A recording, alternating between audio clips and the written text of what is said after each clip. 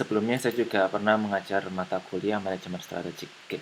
Karena ada beberapa mahasiswa yang baru pertama kali bertemu saya di mata kuliah ini, maka saya memperkenalkan diri. Jadi bisa lihat slide saya ya. Oke.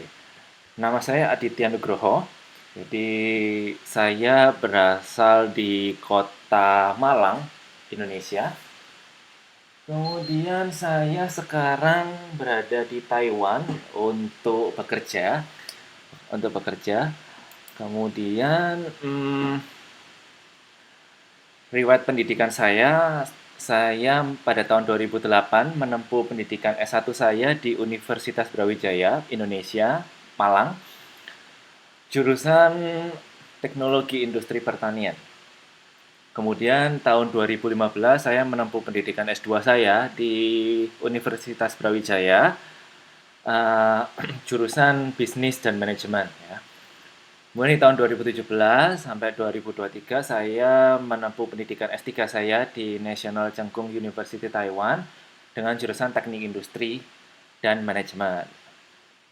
Teknik Industri Manajemen, oke. Okay? Saya sudah bekerja dari tahun 2019 di UT.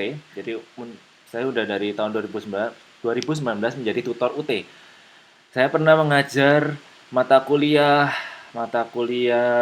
manajemen strategik, studi kelayakan bisnis, analisis kasus bisnis ya sekarang kita belajar, kemudian mikroekonomi, komunikasi dan organisasi. Jadi itu sekilas riwayat pendidikan dan latar belakang saya. Oke. Kalau semisal ada yang ditanyakan silakan potong tidak masalah, kemudian uh, bisa menggunakan mikrofon atau chat box. Nah, teman-teman, saya anjurkan untuk melihat di si layar. Saya harap semuanya sudah bisa mengakses si layar, yaitu di si layar ut.ac.id ya. Di mata kuliah analisis kasus bisnis ini saya sudah menampilkan, menyajikan apa saja objektivitas dari mata kuliah ini. Saya juga menampilkan materi juga di situ dan juga saya juga menampilkan tugas-tugasnya ya. Di pertemuan pertama ini 30 menit pertama ini saya akan menjelaskan mengenai latar belakang pendahuluan mata kuliah analisis kasus bisnis ini dan juga saya jelaskan juga tugasnya. Jadi tugas satu, tugas 2, tugas 3 saya paparkan, saya jelaskan di pertemuan pertama ini. Oke? Nah, bagi teman-teman bisa menghubungi saya di alamat email ini di yohanes@adityanugroho@gmail.com. Kemudian bisa line atau WhatsApp juga, line-nya di situ aditya_nugroho45 atau di WhatsApp ya. Jangan lupa kalau WhatsApp-nya tampil ketikan juga kode negara karena biasanya nggak masuk kalau cuman nggak ada kode negaranya. Oke? Jadi hmm, perkuliahan online ini semuanya sudah tahu ya kalau ada 8 minggu. 8 minggu dan saya harapkan teman-teman semua bisa mengikuti perkuliahan ini lengkap 8 kali. Jangan sampai jangan sampai bolong-bolong atau lebih dari 3 kali karena pertemuan ini ada presentasi nilainya dan cukup tinggi. Misalnya udah 4 kali bolos, maka berapapun nilainya itu akan nol. Ya, berapapun nilainya walaupun tugas 1, 2, 3 mengumpulkan itu akan nol. Bukan saya yang menentukan, bukan saya yang kejam, tetapi itu dari pusat ya. Mohon maaf, itu memang ketentuan dari pusat. Kami para tutor hanya melaksanakan. Oke. Jadi ada 8 kali pertemuan. Kemudian mata kuliah analisis kasus bisnis ini membahas tentang bagaimana menganalisis kasus bisnis berdasarkan alat-alat analisis. Nah, apa saja alat-alat analisisnya? Nanti kita belajar mulai dari sudut pandang finansial, keuangan, dari sudut pandang operasional, atau human resources atau sumber daya manusianya, kemudian dari quality-nya, dari lingkungan, nanti kita bahas semuanya. Oke. cukup komprehensif. Nah, tetapi kalau dilihat dari buku modul itu sangat banyak materinya. Saya yakin saya tidak bisa memberikan materi secara lengkap selama 2 jam 8 kali pertemuan. Saya yakin saya tidak bisa. Oleh karena itu, saya butuh bantuan dari teman-teman untuk belajar sendiri. Satu, kemudian latihan soal sendiri dan mengerjakan tugas sendiri ya. Karena pasti karena keterbatasan waktu tidak bisa tercover semua. Oke. Nah, untuk tugas, nanti tugas itu nilainya 50%. Ingat, tugas itu cukup besar nilainya sehingga tolong dikerjakan. Kalau teman-teman sudah pernah mengikuti kelas saya rasa tugasnya tidak terlalu susah ya. Saya rasa, nggak tahu kalau teman-teman yang semester lalu ikut manajemen strategik, tugasnya susah nggak sih? Susah. Kalau menurut saya sih nggak susah. Nggak tahu kalau mahasiswa yang semester lalu merasa susah. Oke. Diskusinya nanti 30%. Diskusi ini ada diskusi di si layar. Jadi di si layar nanti akan ada diskusi untuk setiap sesinya. Akan ada diskusi, silahkan dijawab semuanya. Mungkin ada pertanyaan, Pak, diskusi di si layar ini wajib atau tidak? Ya, sekali lagi teman-teman sudah mahasiswa, bukan bukan SMA lagi, dan mahasiswa berarti ya kalau teman-teman merasa membutuhkan tambahan nilai, ya kerjakan. Kalau misalnya merasa tidak butuh ya is okay ya. Nanti semua pasti akan, kalau misalnya semua terjawab pasti akan saya tambah nilainya di nilai keaktifan. Nah, diskusi yang lain itu selama perkuliahan berlangsung. Jadi selama perkuliahan nanti akan saya buka forum diskusi dan saya harapkan teman-teman bisa bisa mengikuti juga diskusi. Jadi ada dua jenis diskusi. Yang pertama diskusi di dalam kelas, yang kedua adalah diskusi di si layar. Oke. Nah, saya ambil contoh kayak semester lalu. Semester lalu itu, bentar ya, manajemen strategik. Strategik.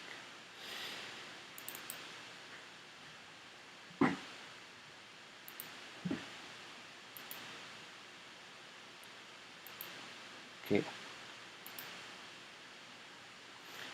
bentar ya, saya bukakan semester lalu. Jadi bagaimana saya melakukan penilaian. Jadi, bentar, bisa kebuka enggak ini?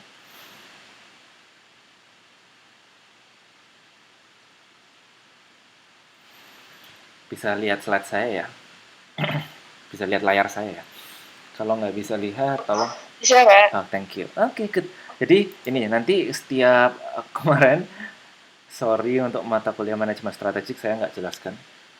Jadi kayak di teman-teman dilihat di sini nanti akan ada saya rekap keaktifan mahasiswa. Itu ada diskusi kelas dan diskusi LMS. LMS ini si layar ya. Nah, di diskusi kelas siapa yang menjawab pertanyaan selama sesi nanti akan saya tambahkan poin 1. Kemudian yang menjawab pertanyaan diskusi di LMS juga akan saya tambahkan poin 1 untuk setiap sesinya. Nah, di akhir nanti akan terakumulasi menjadi nilai keaktifan. Nah, nilai keaktifan inilah yang nantinya menjadi komponen untuk masuk ke dalam nilai akhir. Oke. Ya. Oke, jadi ini masuk nilai komponen nilai partisipasi. Komponen nilai partisipasi. Oke. Tuh. Jadi uh, diskusi penting untuk menambah nilai teman-teman. Saya lanjutkan. Partisipasi saya sudah jelaskan ya, itu cukup penting 20%, jangan lebih dari 3 kali absen. Kalau lebih dari 3 kali, berapapun nilai tugasnya, berapapun diskusinya akan nol nilainya. Bukan dari saya yang menentukan, tetapi dari pusat. Oke? Nah, di sini ada forum perkenalan di si layar ya. Jadi teman-teman silahkan memperkenalkan diri satu sama lain, terutama kelas ini kan ada yang di Singapura, ada yang di Manado, ada yang di Taiwan, mungkin ada yang di Indonesia. Ada yang dari Arab atau Hong Kong? Ada Hong Kong ya? Hong Kong ada ya? Di grup kayaknya ada Hong Kong. Hong Kong sama Singapura, Pak, sama Indonesia dan Oh, Manado. sama Manado ya? Oke, Mas Nana. Thank you, Mas Nana. Jadi nggak ada yang dari Arab ya? Oke. Jadi mungkin dari teman-teman ini belum saling mengenal, baru pertama kali di kelas ini, silakan saling memperkenalkan diri. Mungkin aja dapat jodoh, kan kita nggak tahu, ya. Silakan memperkenalkan diri di forum sini. Berikutnya ada tata tertib. Tata tertib di sini uh, umum aja, ya bisa mengikuti perkuliahan dengan dengan lancar, dengan baik, ya ikut kelas, ikut diskusi, ikut partisipasi hal tugas diskusi ya seperti umumnya lah ya. Nah, kemudian ketentuan khususnya ini dari pusat melarang name dan password Tuton kepada pihak lain. Kemudian gunakan bahasa Indonesia yang baik dan benar ya, tata krama, jangan singgungan terhadap masalah sara dan lain-lain dan lain-lain. Bisa dilihat sendiri di si layar. Oke? Sampai sini dulu. Apakah ada pertanyaan? Kalau tidak, kalau ada pertanyaan silakan dipotong atau bisa lewat chat box ya. Kemudian di bagian sini ada pengumuman, nanti misalnya ada pengumuman, saya akan posting di bagian pengumuman ini.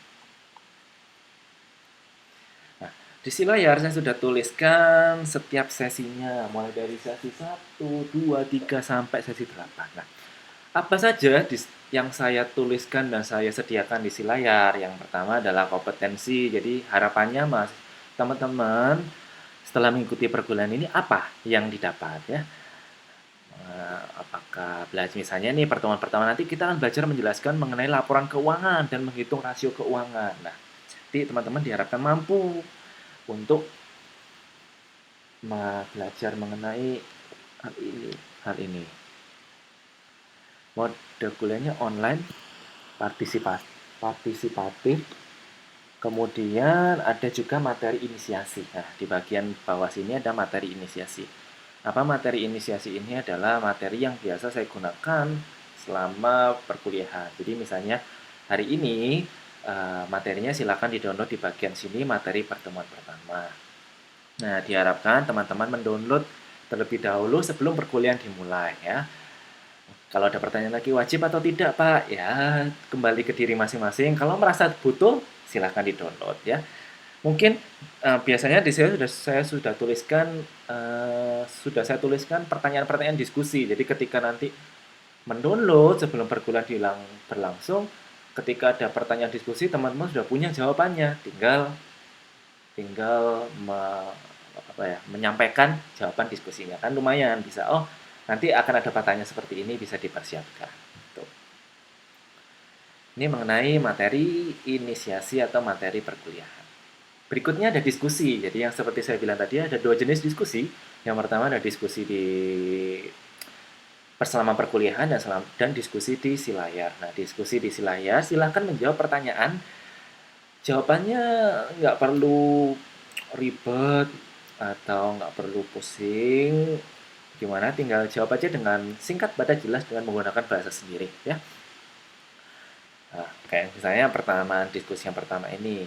Menurut Anda elemen dasar apa yang perlu ada dalam membuat laporan keuangan? Ya, simpel ya. Ya udah jawab aja kayak gitu. Nah, ada batas waktunya? Ada. Jadi saya harap diskusi 1, 2, 3, 4, 5, 6, 7 sampai 8 bisa teman-teman isi paling lambat sampai tanggal 4 Desember 2023 ya. Di situ ada kata due Monday 4 December 2023 artinya adalah hari terakhir due-nya atau batas akhirnya adalah hari Senin 4 Desember 2023. Masih lama, masih banyak kesempatan untuk mengisi diskusi. Silakan dicoba, kayak beberapa semester lalu kayaknya ada kesulitan dalam pengisian. Jadi kalau ada kesulitan mengisi diskusi, silakan lapor ke saya. Oke. Nah, sesi 2 sama isinya. Isinya ada objektif, materi, diskusi. Nah, kita loncat ke sesi 3. Nah, di sesi 3 ini akan ada tugas ya. Teman-teman mohon diperhatikan tugasnya hari ini akan saya jelaskan semua supaya teman-teman bisa menyicil mulai mengerjakan pelan-pelan mulai mengerjakan agar tidak terburu-buru dalam mengerjakan tugasnya. Oke. Saya minum dulu. Mas Darsito hadir siang hari ini? Mas Dito Darsito?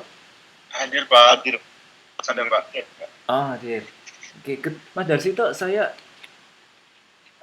kirim di chat grup absensi, absensi apa Iya namanya? sudah Pak, sudah aku save Pak. Oke. Makasih Pak. Nanti minta tolong ya diisi.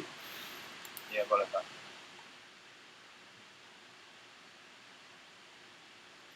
Oke.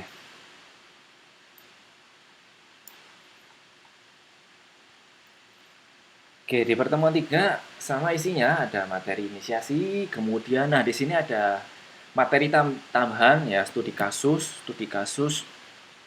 mengenai studi kasus yang berkaitan dengan materi pada uh, pada minggu itu. Jadi saya juga dibantu oleh UT untuk menyediakan materi tambahan, bukan materi ya semacamnya tambahan ilmu untuk uh, materi yang berkaitan dengan bab yang dibahas pada minggu itu. Nah, kalau di sini itu berupa jurnal, jadi kayak studi kasus seperti itu. Nah, teman-teman nanti bisa bahas untuk bahan presentasi ya, kayak gitu juga bisa. Oke, nanti saya jelaskan. Sama di pertemuan 3 ada diskusi, kemudian tugas 1. Kita masuk ke tugas 1. Nah, tugas 1 ini nanti dikumpulkannya pada pertemuan keempat. Nah, kapan itu pertemuan keempat? Jadi, mohon tugas satunya ini dikumpulkan sebelum atau pada pertemuan keempat. Pertemuan keempat itu berarti tanggal 15, 22, 29, 5. 5 November 2023 ya. Ya. Saya diberi di sini kelonggaran waktu, lihat di bagian sini yang saya warnai di bagian atas ini ada open Friday October 13, artinya boleh boleh mulai mengerjakan dari tanggal 13 kemarin sudah bisa disubmit. Due Monday November 6. Jadi hari terakhirnya adalah hari Senin tanggal 6 November ya. Sudah saya beri kelonggaran waktu 1 hari. Jadi hari Seninnya. Nah, kemudian apa yang harus dikerjakan? Yang pertama adalah silakan download soalnya di lampiran sini. Kemudian mohon tulis jawaban dengan cara menghitung. Di situ ada menghitungkan sedikit hitungannya dan dikerjakan di Microsoft Word ya, bukan di PDF. Kenapa? Kenapa Pak? Kok nggak boleh di PDF? Ya karena saya kalau di Microsoft Word lebih mudah dalam mengoreksi. Saya tinggal tambahi komentar pakai warna merah, kemudian saya kirim balik ke teman-teman ya. Jadi itu alasannya lebih baik di Microsoft Word. Boleh difoto nggak? Saya tidak menyarankan untuk memfoto ya. Jadi tolong kerjakan lewat Microsoft Word. Kalau nggak bisa terpaksa ya lewat handphone, ketik lewat handphone kayak gitu. Nah, berikutnya tolong jangan lupa tulis identitas diri ya. Kalau di sini ada berapa mahasiswa sih? 20 ya, 24 ya, 24 mahasiswa. Kalau misalnya ada 3 orang yang tidak mengisi nama, saya tidak tahu itu punya siapa ya. Jadi kalau cuma satu mungkin saya bisa menebak-nebak, menerka, oh ini punyanya si ini. Nah, kalau misalnya ada 5 atau 3 orang yang tidak mengisi nama, ya saya nggak bisa menebak. Jadi jangan lupa tulis identitas diri. Ya. Tugas dikumpulkan pada atau sebelum pertemuan keempat. Nah, ini yang paling penting. Saya ingin sampaikan teman-teman, mohon diperhatikan. Saya sudah menyampaikan berkali-kali kalau semisal biasanya si layar itu mengalami down atau trafficnya tinggi mendekati hari Minggu. Jadi kayak Sabtu Minggu itu kadang susah untuk upload sesuatu. Jadi supaya menghindari hal tersebut, maka saya sarankan kepada teman-teman untuk mengumpulkan PR jauh hari, mungkin juga di hari kerja kayak hari Kamis, Rebo, Selasa gitu yang tidak mendekati hari Sabtu dan Minggu. Kenapa ya? Karena banyak sekali kasus terjadi hmm, tidak bisa tiba-tiba ngechat saya, Pak, saya mohon maaf saya nggak bisa upload tugas karena si layar saya nggak bisa dibuka. Nah, ya saya sudah sampaikan di sini, tolong kerjakan jauh-jauh hari. Nah, tugas bersumber dari buku modul. Mohon tulis soal, jawaban, dan alasan ya. Mohon tulis soal, jawaban, dan alasan. Nah, alasan boleh diambil dari buku modul atau dikembangkan dari sumber lain ya. Ambil dulu buku modul, kemudian tambahi sumber lain itu lebih bagus ya. Seperti itu. Soalnya 5 nomor. Soalnya kalau belum tahu, soalnya 5 nomor. Cuman 5 nomor. Jadi nggak susah. Sampai sini ada yang ditanyakan? Terkait tugas? Tugas 1.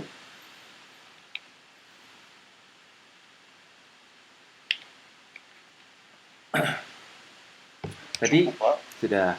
Tadi mata kuliah jam 1, jam kedua mata kuliah apa? Mata kuliah yang jam pertama, jam kedua, mata kuliah apa? Akuntansi biaya. Akuntansi biaya sama? Akuntansi manajemen, Pak. Akuntansi, Ini akuntansi akuntansi manajemen yang akuntansi manajemen apa biaya? Dosennya siapa? manajemen, Mas. Tutornya siapa? Bapak Hadi. Bapak Ah, Hadi sama Bapak Rahman. baru. Rahman Sugianto. Baru ya? Dosen Indo sih, Pak.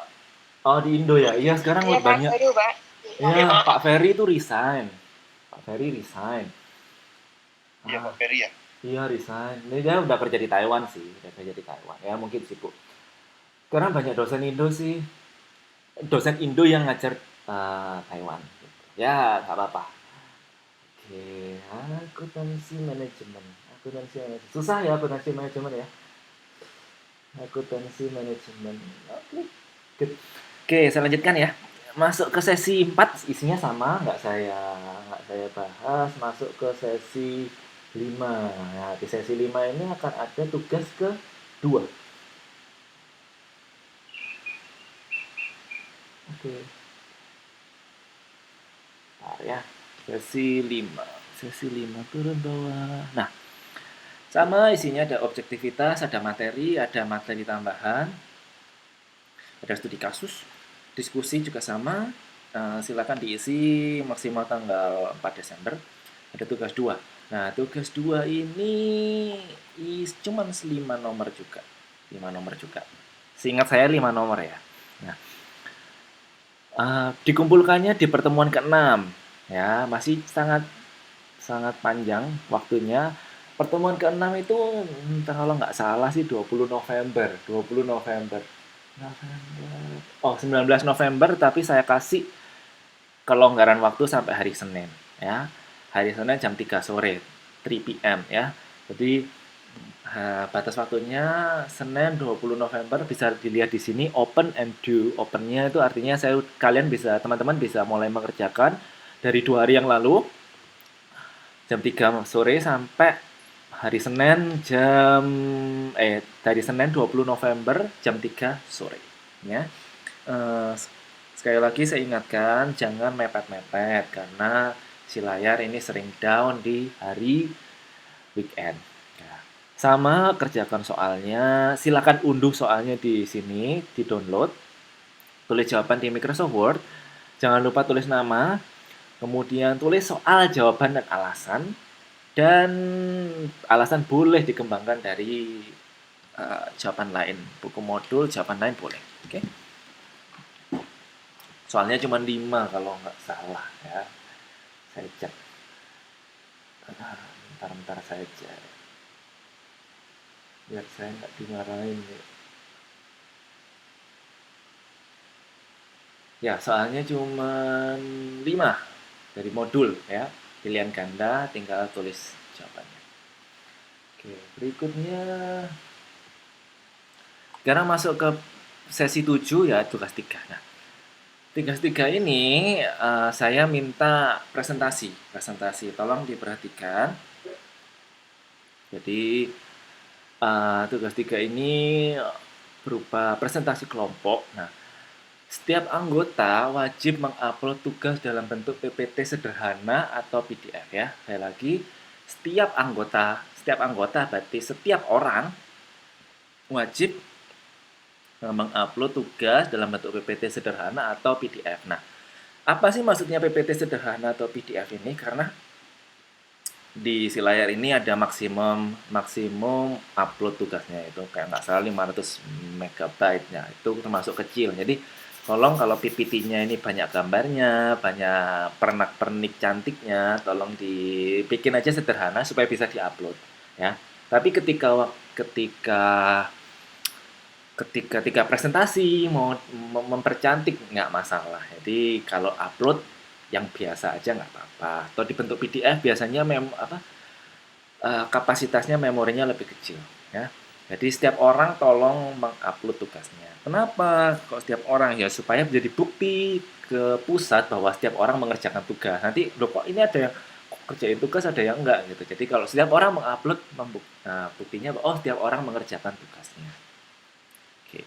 Nah, ini saya bantu bagi kelompoknya ya pengalaman dari semester lalu banyak yang ada yang nggak dapat kelompok atau yang yang nggak dapat kelompok ya. Jadi saya bantu aja membuat kelompoknya. Nah, kelompok saat ini berdasarkan absensi yang ada di Excel dari pusat. Jadi saya urutkan aja. Setiap kelompok berisi 4 orang. 4 orang semua sama 4 orang ya. Bisa dilihat di si layar. Jadi kelompok 1 itu ada Mas Darsito, Mbak Sriyani, Mas Ardi, Mbak Ia Kusmiati. Nah, materinya itu modul 4. Modul 4 nanti presentasinya mulai di pertemuan ketiga atau tanggal 29 Oktober 2023. Nah, di jam pertama saya isi materi, kemudian jam kedua atau 40 menit terakhir silakan presentasi. Nah, materinya itu dari modul 4. Nah, tadi kalau di atas teman-teman perhatikan di si layar itu ada studi kasus ya, studi kasus. Mau mengambil dari situ boleh ya. Ngambil dari buku modul boleh, mengambil dari studi kasusnya boleh dibahas atau diulas. Menggabung sedikit dari modul, sedikit dari studi kasus, secara umum studi kasus juga boleh ya. Ya kan di atas tadi sudah ada materi-materi studi kasus ya. Kalau teman-teman perhatikan di setiap sesinya itu sudah saya kasih sudah diberikan kayak jurnal tentang studi kasus itu juga boleh dibahas. Nah, jadi kelompok 1 nanti presentasinya di pertemuan ketiga tanggal 29 Oktober 2023. Nah, kelompok 2 isinya anggotanya adalah Mbak Eka Fitria Suprihatin, kemudian ada Nizar Oktavia, Kusnul Khotimah, dan Putri Yuristika. Nah, materinya modul 5, kemudian jadwal presentasinya di pertemuan keempat, tanggal 5 November 2023. Berikutnya kelompok 3 isinya Mbak Sofi Ristika, kemudian Mbak Wafi, Kustoro, dan Rizka Diana. Nah, ini materinya modul 6, pertemuan kelima, presentasinya nanti di pertemuan kelima tanggal 12 November 2023. Berikutnya kelompok 4 ada Rohma, Iin, Maimunah, Nana, Mas Nana, kemudian Nur Aini Zakiyah. Materinya modul 7 di presentasinya di 19 November 2023. Kemudian kelompok 5 ada Triwahyu Purbaningrum, Mas Didi, Diana Anggraini, dan Tian Suplema ya. Modul 8 presentasinya di pertemuan ke-7 26 November 2023. Kemudian terakhir kelompok 6 anggotanya Andini Febriani Makalalap, Delia Sari Gilano, Triwahyu Mamonto, dan Indah Pravitasari. Itu materinya nanti modul 9, presentasinya di minggu terakhir tanggal 3 Desember 2023. Nah, ini saya tuliskan anggota yang tidak berkontribusi silahkan lapor pada tutor atau tidak perlu ditulis namanya. Jadi ya nanti kan setiap anggota akan wajib mengupload PPT-nya. Ya kalau misalnya dia tidak berkontribusi ya nggak usah ditulis, nggak usah diberi PPT-nya ya. Kemudian, jadi kali lagi ya, jangan lapor ke saya. Tolong misalnya, Pak saya ini sendirian, nggak bisa dihubungi yang lain. Ya udah kerjakan aja sendiri. Nanti misalnya cuma 2 yang mau diajak kelompokan, ya udah 2 orang itu aja yang mengerjakan tugasnya. Oke, sampai sini paham.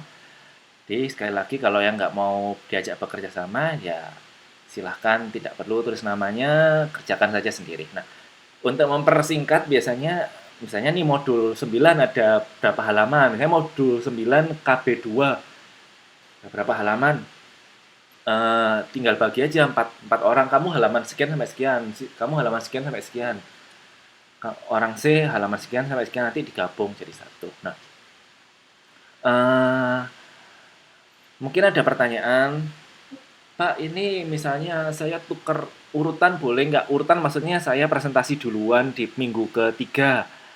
Ya, saya pribadi nggak masalah, asalkan yang diajak tuker, kelompok diajak tuker tidak masalah. Tuh. Kedua, materinya mungkin nggak perlu banyak-banyak, kan itu modul itu ada KB1, KB2 ya. Kalau misalnya terlalu banyak, pilih aja KB2 gitu, nggak apa-apa. Tuh, atau tambahkan dari studi kasus itu kan ada di setiap sesi udah ada tambahkan, saya beri tambahan materi studi kasus, bisa diangkat dari situ juga boleh ya, fleksibel aja asalkan yang dipresentasikan itu relevan atau ada hubungannya dengan materi pada minggu itu atau materi pada modul modul modul di buku paket ya.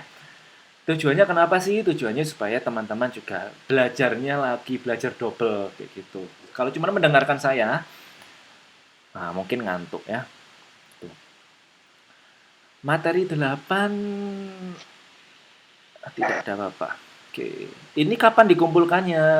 Boleh dikumpulkan setiap anggota kelompok mengumpulkan upload tugasnya maksimal pertemuan terakhir ya. Pertemuan terakhir. Oke. Ada yang ditanyakan sejauh ini mengenai tugas, mengenai mata kuliah? Ada yang ingin ditanyakan?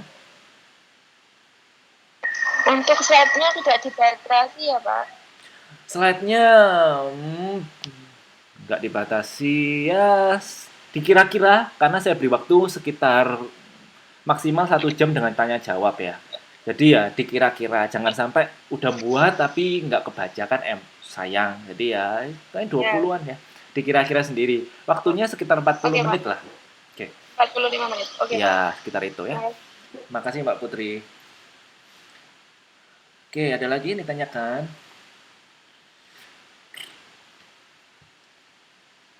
Sambil saya istirahat minum.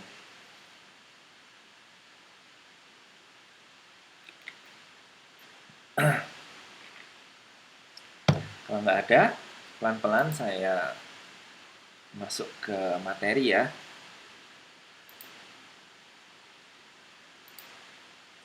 Oke, ini analisis kasus bisnis. Apa sih yang kita bahas nantinya selama 8 kali pertemuan ini? Yang pertama nanti di pertemuan pertama kita akan membahas mengenai dasar-dasar keuangan dan menganalisis bisnis dari aspek keuangan.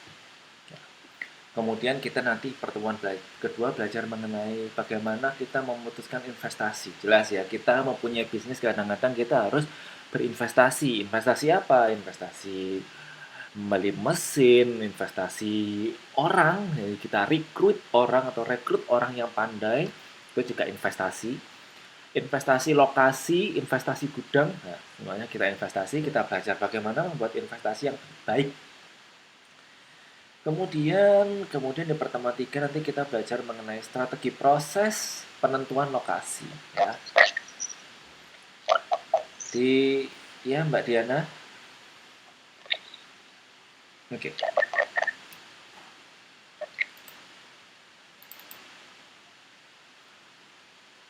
Oke, saya lanjutkan.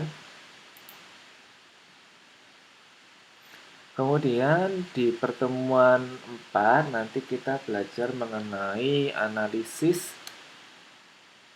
kasus perencanaan, rekrutmen, dan pengembangan sumber daya manusia ya. Nanti kita belajar bagaimana sih mengalokasikan sumber daya manusia yang baik dan benar. Ya. Kemudian pertemuan kelima nanti kita belajar mengenai kasus pengelolaan dan penilaian kinerja. Nah, kita bagaimana menilai karyawan ya. Menilai karyawan karena kita harus ada dasarnya. Harus ada dasarnya.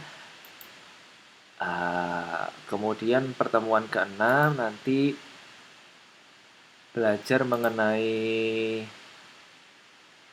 bentar. Pertemuan ke-6 segmentasi target positioning. Oke, dan pertemuan 7 nanti belajar mengenai strategi bauran pemasaran dan pertemuan ke-8 analisis kasus. Oke. Jadi inilah sekilas apa yang akan kita bahas dan pelajari selama 8 kali pertemuan ini. Oke, semoga lancar, semoga kita bisa melewati semester ini. Semester berapa ini?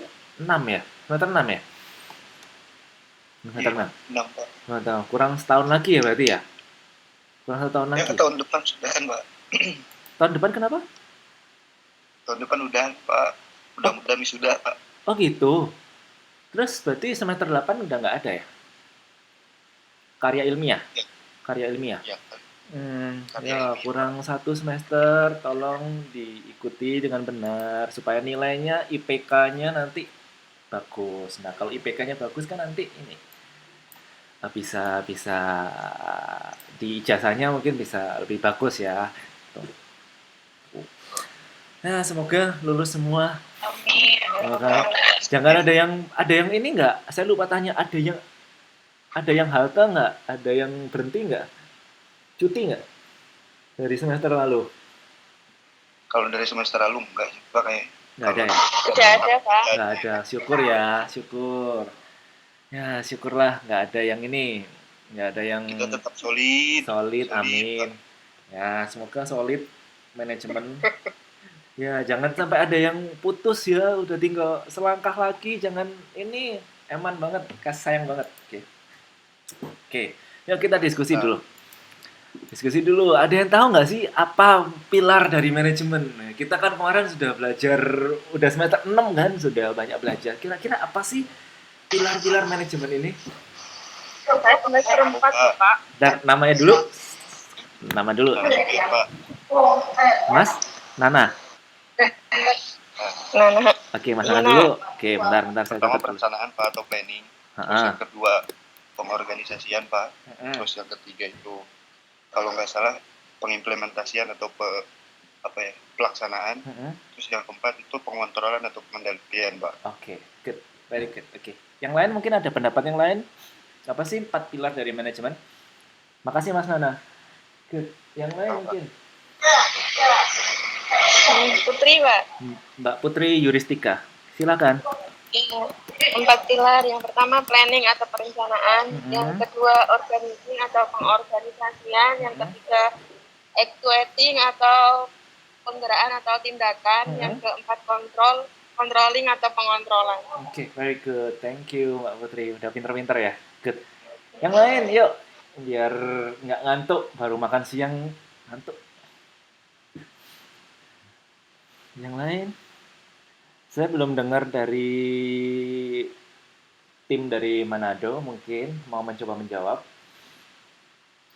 Apa sih yang sudah belajar? Mungkin kalau misalnya 4 pilar dari manajemen terlalu susah kali ya, mungkin. Apa sih yang sudah dipelajari selama di manajemen ini, belajar di jurusan manajemen apa? Yang sudah dipelajari apa? Kalau 4 pilar terlalu dalam, terlalu deep. Mungkin yang lain, apa sih yang sudah dipelajari di manajemen so far sejauh ini? Dari Hong Kong, dari Manado, Singapura tadi sudah ya, Mbak Putri? Dari Manado? Saya di Taiwan, Pak. Oh, Mbak Putri ya. Saya lupa posisi di mana. Saya di Hsinchu, Pak. Oh, di Hsinchu. Kerja di perusahaan mana? Saya jaga lansia, Pak. Ah, di rumah. Oke. Ya, terima kasih Mbak Putri. Nah, Mas Nana saya lupa di mana. Bukan di Kaohsiung ya? Di Changhua, Pak. Di mana? Di Changhua. Oh, di Changhua. Kemarin yang ikut kerusuhan itu bukan? Bukan dong, Pak. Changhua bukan sih itu? Yang kerusuhan bahwa ini Iya, Pak, bener, Pak. Klub bela diri itu malu-maluin ya. Ini jangan ikutan loh, Mas Nana. Enggak, Pak. Ntar semua dideportase nih imigran-imigran ini. Saya baca langsung pasti ini awas kalau ada anak UT nih yang ikut tawuran nih. Oke. Yang lain siapa? Yang lain yuk Coba dijawab. Apa sih yang kalau terlalu susah, apa pilar apa yang sudah dipelajari selama ini di jurusan manajemen? Nanti masa apa yang dipelajari? Mata kuliah apa aja? Struktur organisasi manajemen. Apa tuh? Dengan siapa nih, Mbak Rizka? Rizka. Rizka siapa?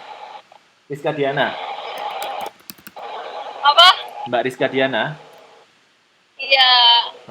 Apa sih yang sudah dipelajari di manajemen? Struktur organisasi manajemen tersendiri, Pak. Biasanya seperti itu. Belajar itu toh, belajar itu doang. Manajemen operasi sudah belajar belum? Manajemen operasional udah belajar belum? Operasi. Halo? Udah, Pak. Udah, apalagi? Manajemen keuangan. Sudah belum?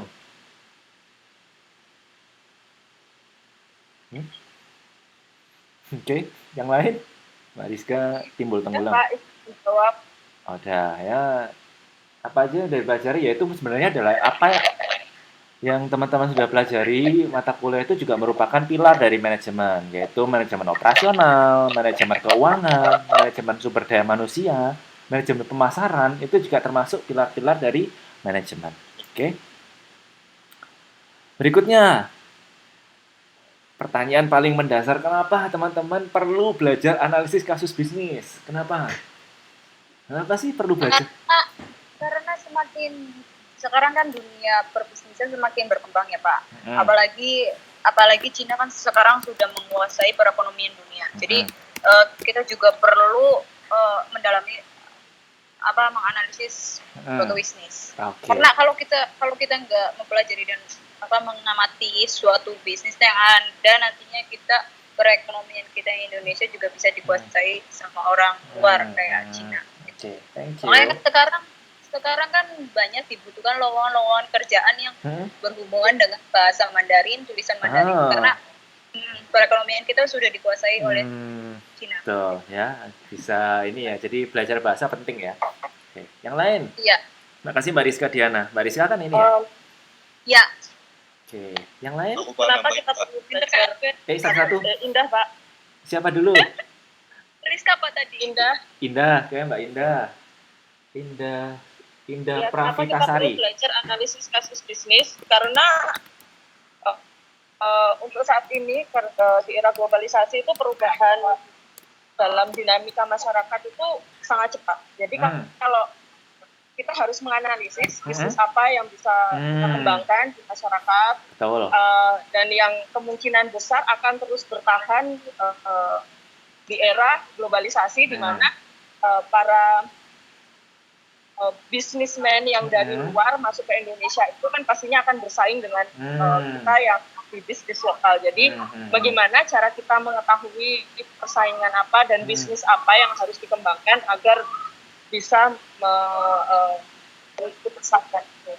Menurut saya seperti itu, Pak. Bagus, betul. Jadi kadang kita belajar itu kasus bisnis ini kan maksudnya adalah bisnis itu kita bisa belajar dari bisnis orang lain. Kemudian kita analisa kira-kira apa sih kelebihan dan kekurangannya supaya kita bisa implementasikan di bisnis kita, ya. Mungkin ada bisnis yang tiba-tiba kolaps karena suatu hal. Ya, kita analisis kok bisa sih bisnis itu kolaps, jangan sampai bisnis kita juga turut kolaps karena kita tidak waspada. Yuk, yang lain tadi siapa? Mas Nana yang mau nambahin. Boleh. Siapa tadi yang mau nambahin? Kalau bagi saya pribadi ya, kalau kenapa kita harus perlu belajar analisis kasus bisnis, supaya kalau kita akan menjalankan bisnis kalau kita sudah menjalankan bisnis gitu, kita bisa mengevaluasi bisnis kita berjalan lancar apa enggak, apa halangannya, apa kendalanya gitu. Terus yang kedua, dengan melakukan analisis kita bisa mencari tahu kalaupun ada permasalahan yang terjadi, kita mencari tahu solusinya gimana sih, ini harus digimanain gitu. Terus yang ketiga, mungkin kita bisa belajar dari kegagalan yang kita analisis kemarin gitu, supaya selanjutnya kita nggak melakukan hal yang sama gitu mungkin, Pak. Yes. Udah makin pinter ya Mas Nana ya dari semester lalu. Terima kasih, Pak. Setahun udah ini berubahnya. Oke, terima kasih, bagus. Betul, jadi itu yang disebutin Mas Nana udah bener ya. Nggak usah dihilangin lagi saya ya. Oke, yang lain, ayo, yang lain boleh. Yang dari yang lain yuk, ada Mbak Sofi, Mbak Wafi, Mas Kustoro, Mbak Rizka Diana, tadi udah ya. Rohmah, Iin, Nur Aini, Mbak Tri Wahyu, Mas Darsito, boleh kalau coba jawab atau di chat enggak ya, enggak di chat. Oh ini ada Mas Dito membantu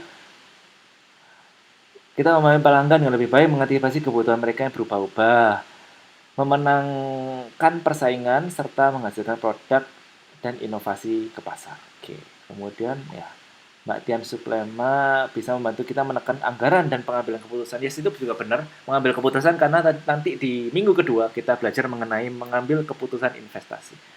Oke, terima kasih Mas Darsito, Mbak dan Mbak Tian Suplema. Bentar ya, saya tulis namanya dulu.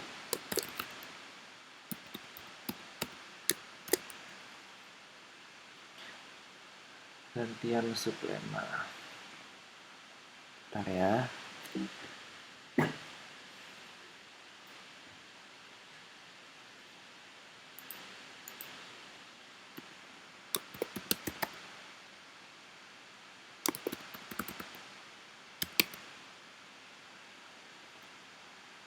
Oke. Oke, terima kasih. Kalau misalnya ada yang mau menjawab, potong saja saya di tengah-tengah pembicaraan saya, nggak apa-apa. Oke? Jangan malu-malu, jangan malu-malu kucing. Oke. Kita masuk di modul 1. Jadi, mohon perhatiannya karena materi pada hari ini dan pertemuan 1 dan pertemuan 2 itu menurut saya susah. Jadi menurut saya mata kuliah analisis kasus bisnis ini susah. Jadi tolong diperhatikan, terutama pertemuan 1 ini. Oke. Nanti materinya ada konsep dasar keuangan dan laporan dan analisis keuangan. Lanjutkan dulu. Oke. Nah, mengapa kita perlu melakukan manajerial atau memanage keuangan kita? Kenapa? Tentu saja semua perusahaan, semua bisnis itu mereka punya tim khusus atau mungkin ketika bisnis itu kecil, bisnis harusnya UKM itu bahkan pemiliknya sendiri juga turut ambil bagian untuk menjadi manajer keuangan. Kenapa? Karena tujuannya adalah kita memajukan nilai dari perusahaan. Nah, keputusan-keputusan dalam sebagai manajer keuangan ini memiliki berbagai fungsi. Yang pertama, untuk penggunaan dana yang digunakan untuk keputusan investasi. Nah, kemudian, sebagai manajer keuangan juga perlu melakukan analisa bagaimana memperoleh dana atau memperoleh modal. Jadi yang pertama tadi sudah harus bisa mengalokasikan, memanage menggunakan dana ya. Kemudian hasilnya adalah harus bisa melakukan keputusan investasi. Yang kedua harus bisa melakukan dana, memperoleh dananya dari mana ya. Pinjam bank kah, pinjam teman kah, modal pribadi kah. Nah, kalau sudah mengetahui bagaimana pemerolehan dana, nanti hasilnya adalah keputusan pendanaan. Kemudian yang ketiga, seorang manajer keuangan itu harus mampu melakukan pembagian laba atau mengalokasikan laba. Nah, ini nanti hasilnya adalah kebijakan dividen. Nah, jadi ketiga ini adalah hal-hal yang perlu dilakukan atau keputusan-keputusan yang harus diambil oleh manajer keuangan ya. Harus bisa menggunakan dana, harus bisa memperoleh dana, dan harus bisa membagi atau mengalokasikan laba yang diperoleh. Nah, untuk bisa menjadi manajer produksi yang baik atau yang kompeten, maka seorang owner atau manajer keuangan itu harus menguasai beberapa konsep. Yang pertama adalah mengetahui konsep keuangan, mengetahui konsep laporan dan analisis keuangan, mengetahui keputusan dan risiko investasi, kemudian menguasai konsep efisiensi pasar modal, dan menguasai konsep keputusan pendanaan. Oke, itu ya yang harus dikuasai oleh manajer keuangan. Nah, menurut saya ini penting karena teman-teman nanti suatu saat juga mungkin akan melakukan bisnis. Karena teman-teman harus tahu konsep keuangan ini. Oke, supaya nanti nggak gulung tikar bisnisnya. Jadi kita harus bisa mengetahui rasio nanti laba ruginya seperti apa. Oke. Sekarang, kira-kira apabila teman-teman memiliki bisnis, bagaimana teman-teman melakukan keputusan pendanaan? Ya, apakah nanti meroleh dananya itu pinjam, modal pribadi, lebih prefer modal pribadi, ataukah pinjam bank? Kira-kira keputusan pendanaan seperti apa yang teman-teman akan lakukan? Yuk. Kalau kita sebagai UMKM biasanya menggunakan hutang jangka pendek. Hutang jangka pendek ya. Hutangnya diperoleh dari hutang bank. Hutang bank. Jaminannya biasanya? Jaminannya biasanya ada sertifikat sepeda motor. Oke. Ya, terima kasih Mbak Putri Yuristika. Oke. Ya, terima kasih Mbak Putri. Jadi, ya, banyak sekali dan ya mungkin yang lain mau jawab silahkan. Ya. Halo? Halo? Oke, udah. Oke, so jadi itu teman-teman bagaimana biasanya melakukan keputusan pendanaan? Apakah labanya awal-awal tahun kira-kira dipakai semua untuk modal, diputar balikkan modal, atau labanya ya udah laba ya laba, itu buat makan, terserah. Kira-kira setiap pebisnis, setiap manajer memiliki cara masing-masing dalam mengelola keputusan pendanaannya ya. Seperti yang dikatakan oleh Mbak Putri tadi, bisa pinjam bank. Mungkin ada yang prefer modal sendiri juga boleh. Ada yang prefer labanya nanti semuanya digunakan untuk investasi, beli mesin baru, dan nggak apa-apa, saya labanya setahun pertama nggak perlu diutik-utik dulu, nggak apa-apa, boleh. Oke, tuh. Atau mungkin labanya semuanya digunakan untuk ya, Mas siapa? Oh, tergantung usahanya mungkin ya. Iya, boleh. Gimana? Mbak Putri juga tadi bisa. Tapi kalau usaha yang skala rumahan, skala kecil yang menggunakan skill pribadi, yang ada dalam pikiran saya ketika saya mempunyai satu mesin contoh lah, sebut mesin las ataupun mesin bubut, gitu. Kita beli itu dengan modal sendiri. Oh, boleh. Dan keuntungannya sendiri juga kita bisa dipakai untuk mengembangkan bisnis yang kita jalani itu, seperti yang tadi Bapak sampaikan. Karena kita tidak punya pertanggungjawaban untuk mencicil ataupun mengkredit utang modal yang tadi dipinjam itu loh Pak. Yes, betul. Ya, ini juga tergantung jenis modalnya dan tergantung skala bisnisnya. Mungkin kalau misalnya udah berpengalaman, mereka udah pinjam bank 1 miliar ya. Ya, 1 miliar jaminannya adalah nama perusahaannya untuk membuka perusahaan lain. Itu umum sekali terjadi di bagi pebisnis ya. Pinjam bank 1 miliar. Atau mungkin kalau UMKM berawal dari modalnya dikumpulin dulu, seperti kita bekerja di luar negeri. Ya, seperti saya juga bekerja di luar negeri, nanti dikumpulin dikit-dikit, nanti bikin usaha di Indonesia. Ya, itu juga bisa. Oke, betul. Yang lain kalau misalnya mau memberikan pendapat silahkan. Oke. Saya lanjutkan. Sekarang kita belajar mengenai nilai waktu. Nah, kita tahu ya bahwa nilai uang ini tergerus oleh waktu ya. Mungkin ketika 10 tahun lalu, 5 tahun lalu, 1 juta rupiah ini nilainya besar. 1 juta rupiah mungkin bisa membeli, kalau di Indonesia 10 tahun lalu berarti 2013 ya, 2013. 10 tahun lalu dengan nilai uang 1 juta, kita bisa membeli handphone? Enggak bisa ya. 1 juta tahun 2013 apa yang bisa kebeli? Kira-kira apa? 2013. Kita flashback 2013 dengan uang 1 juta. Kira-kira apa sih yang bisa kebeli dengan 1 juta? Bisa Baju? Pak beli handphone dulu Pak. Handphone? Galaxy V. Oh bisa ya, 1 juta. Ya, itu juga 1.050.000 kalau nggak Oh salah Pak. gitu, oke. Kalau sekarang 1 juta 2023 di Indonesia kepakai apa?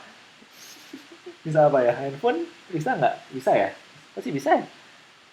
Handphone Enggak bisa? lah Pak, handphone udah nggak ada yang Nggak bawah ada kayak 1 juta ya? Satu minimal satu koma kali ya? 1 koma. 1,5 atau 2 mungkin ya. Nah, atau mungkin yang saya lu sudah lama nggak di Indo. Tapi menurut sekarang 1 juta itu nggak sebanyak dulu udah pasti. Jadi mungkin kalau dulu kita belanja ke mall uang 50.000 aja ya, 50.000 kita bawa pergi jalan-jalan ke mall itu udah nggak ada nilainya ya. Nah, itu. Ya. Oke. Tapi tahun 2013 uang 50.000 itu Hmm? aku zaman SMK itu Pak, 50.000 itu 1 minggu masih cukup kok Pak. Tahu 50.000? sekarang? Ah, 2013 ya? 50.000? Iya, iya, Ah, 50.000 1 minggu itu cukup beli bensin makan itu oh gitu cukup. ya. Oke. Saya 2013 saya kuliah kalau nggak salah. 2013 saya baru lulus kuliah. 2013 50.000 masih cukup banyak. Saya udah lupa, udah lama ini ya, udah lama ya. Jadi lupa. Aduh, 50.000 cukup banyak. Saya rasa.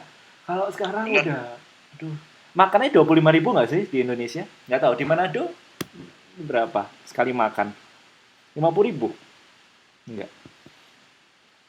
Betul, yang tahu perkembangan Indonesia silakan. Iya, saya nggak udah lama juga. Kira-kira nilai uang itu seperti apa? Jadi sambil teman-teman mau nostalgia boleh. 50 sekarang makan di mall itu sekitar 30.000 kali ya seporsi ya, atau 50.000. Nah, saya juga kurang tahu. Karena kalau dipulang ke Indonesia saya di rumah nggak jalan-jalan. Nah, intinya bahwa nilai uang itu pasti akan merosot ya. Makanya teman-teman diajari investasi lah, investasi yang tidak merosot nilainya. Misalnya emas atau tanah mungkin ya. Tuh. Nah, ini ilustrasinya adalah dengan uang 100 juta, Amir dapat membeli tanah seluas 100 meter kubik. Apabila Amir menerima uang tahun depan, apakah ia masih dapat membeli tanah tersebut? Nah, pertanyaannya bisa nggak Amir kira-kira? Kalau sekarang dikasih uang 100 juta, dia mampu membeli tanah seluas 100 meter kubik atau meter persegi. Nah, tahun depan 100 juta, bisa nggak dia masih mendapatkan tanah seharga 100 meter persegi? Mungkin bisa, tapi lokasinya lebih jauh dari pusat kota ya. Ini lebih Ya, jauh. Ya, oke.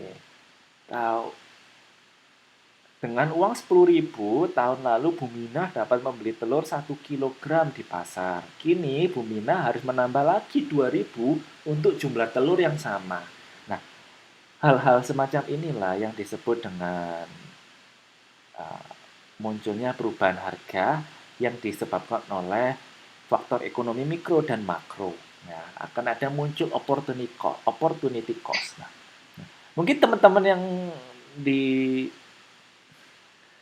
teman-teman yang Singapura, di Singapura mungkin nggak tahu, mungkin salarnya lebih tinggi kali ya gajinya, sehingga mengalami perbedaannya nggak terlalu signifikan mungkin kalau di negara-negara maju seperti Singapura atau Taiwan.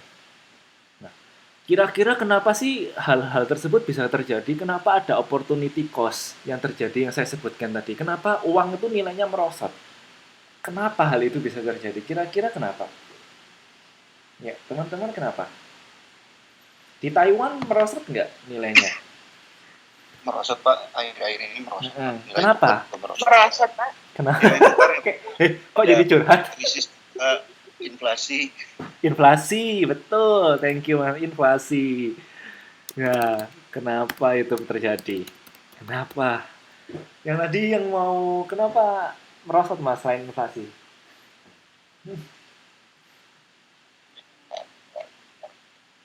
Kenapa merosot? Ya, itu ada inflasi ya. Ya, ya. Karena kehilangan nilai kesempatan mungkin, Pak. Kenapa Mbak Diana?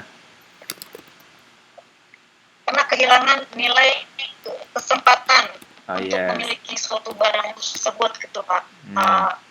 Karena tanah itu kan akan diberi tahun sekarang dan tahun besok itu belum tentu untuk membelinya kembali seperti itu Pak. Dan pernah untuk pemanfaatan tanahnya tersebut gitu Pak. Harganya pasti jauh beda seperti itu Pak. Yes, betul Mbak Diana. Jadi karena ini ya Mbak Diana ya, apa namanya? Dulu di pusat kota sepi, sekarang rebutan orang semua berlomba-lomba untuk membeli tanah di kota yang ramai gitu. Mbak Diana Anggra ini ngobrol-ngobrol, tadi tahu ya tugasnya apa ya? Mbak Diana? Mbak Diana Anggra ini? Halo? Tadi tugasnya paham ya? Tugasnya paham ya tadi ya? Ada tugas kelompok dan lain-lain paham ya? Iya, paham Pak. Oke, nanti dicek sendiri ya ini ya anggota kelompoknya ya. Oke. Thank you. Yang lain? Sumber daya manusia, Pak. Sumber manusia semakin banyak, terus sumber daya alamnya semakin menipis. Iya, betul ya, Mbak Putri. Jadi orang makin banyak, makin rebutan ya. Mending teman-teman saya sarankan mulai memikirkan untuk berinvestasi di ibu kota negara yang baru. Jadi Indonesia ini kan mau pindah ya dari Jakarta ke Nusantara. Kira-kira teman-teman mulai berpikir nih, kira-kira ada investasi apa yang harus dilakukan ya. Mungkin Nusantara 10 tahun ke depan akan maju pesat ya. Tuh, mulai mikir nih dari sekarang nih. Kumpulin modal beli rumah. Kumpulin beli rumah di Kalimantan ya. Nanti kalau udah ibu kota udah pindah pasti pembangunan Kalimantan maju pesat ya. Tuh. Ya. Yang lain kalau mau ini boleh sambil ngobrol. Sekarang ini saya sedang itu ya. Hah? Suara sedang Mbak Diana pembangunan tol ya Pak ya. Iya, Mbak Diana agak suaranya agak kresek gitu. Putus-putus. Iya Pak. Oh ya udah nggak apa-apa. Masih bisa dengar dikit-dikit. Stabilan politik itu berpengaruh nggak sih Pak? Kenapa, Mbak Nizar? Stabilan politik itu berpengaruh tidak? Berpengaruh. Jadi ketika teman-teman pernah tahun 98 usia berapa ya? 4 tahun, Pak. Baru 4 tahun, Pak. Hei. Aku 2 tahun deh, Pak. Allahu Akbar, masih kecil-kecil ya. Ya, udahlah, anggap saja pernah mengalami di posisi tahun 98 ya, krisis moneter tahun 98. Jadi di tahun 98 ini karena presiden dipaksa turun oleh mahasiswa pada tahun 98, otomatis pertahanan negara ini kacau. Nah, pertahanan negara kacau, terjadi kerusuhan di mana-mana, politik mencekam, sehingga investor atau bisnismen yang ingin investasi di Indonesia otomatis tidak mau investasi di Indonesia. Dan bisnis juga, atau mungkin yang sudah punya bisnis di Indonesia, dia lari ke luar negeri. Mungkin seperti ini. Saudara-saudara kita yang keturunan Chinese, yang Chinese Indo, dia pergi dari Indonesia. Akibatnya apa? Akibatnya perekonomian nggak ini, terus nilai uang 100 jadi tidak ada harganya. Dulu kan BBM 1 liter itu 300 perak zamannya Pak Harto, tapi karena ada kerusuhan dan lain-lain, nilai uang 100 tidak ada fungsinya. Jadi ya otomatis berpengaruh. Ya, menjawab pertanyaannya Mbak Nizar. Thank you. Bisa. Oke? Terima kasih, Pak. Yes. Jadi itu ya, banyak faktor ya yang mempengaruhi terjadinya inflasi atau terjadinya opportunity cost. Bentar, saya minum dulu. Nah, nilai opportunity cost atau nilai mata uang di waktu yang akan datang atau di waktu yang sekarang kita sebut dengan nilai terminal. Jadi nilai terminal ini apa? Nilai terminal ini adalah, jadi ini mulai masuk yang hitungan ya, tolong diperhatikan karena nanti PR-nya ada 1 atau 2 nomor hitungan. Ya. Saya coba menjelaskan semaksimal mungkin supaya teman-teman paham. Ya. Nilai terminal adalah nilai waktu uang yang bertambah seiring berjalannya waktu. Ya. Seperti yang saya Mas Nana sebutkan tadi. Jadi misalnya nih tahun 2013 nilai uang 50.000 tuh dapat beras misalnya 10 kilo, tapi sekarang 2023 cuma beli 5 kilo. Nah, Inilah yang disebut dengan nilai terminal. Jadi nilai uang yang bertambah seiring berjalannya waktu. Nah, dipengaruhi oleh apa saja? Yang pertama adalah dipengaruhi oleh nilai masa datang atau future atau terminal value dan nilai sekarang present value. Bisa nggak sih kita menghitung nilai uang kira-kira di 2033? Jawabannya bisa. Jadi kita bisa menghitung nilai uang di 2033 atau nilai uang di 2043, kita bisa hitung nilainya. Nah, caranya seperti apa? Ada rumusnya. Yang pertama adalah di sini ada rumusnya, ada NTN sama dengan C0 dikali 1 tambah R tutup kurung pangkat N ya. Sekali lagi ya. Jadi ini C0 ini dikali ya, C0 dikali, bentar ya, C0 dikali tutup kurung 1 ditambah R. Kayak gitu. Saya dapat slide-nya dari, nah kayak gini ya, C0 kali dalam kurung 1 tambah R pangkat N. Nah, apa itu? Kita pelajari dulu komponennya. NTN atau nilai terminal uang pada periode N adalah perkalian dari nilai uang pada tahun ke-0 ya. Nilai uang pada tahun awal dikali 1 ditambah R. R itu apa? Bunga. Pangkat N. N itu apa? N itu adalah waktu uang pada periode tertentu ya. Nah, mungkin akan lebih jelas kalau kita masuk ke contoh soal ya. Nah, ini ya.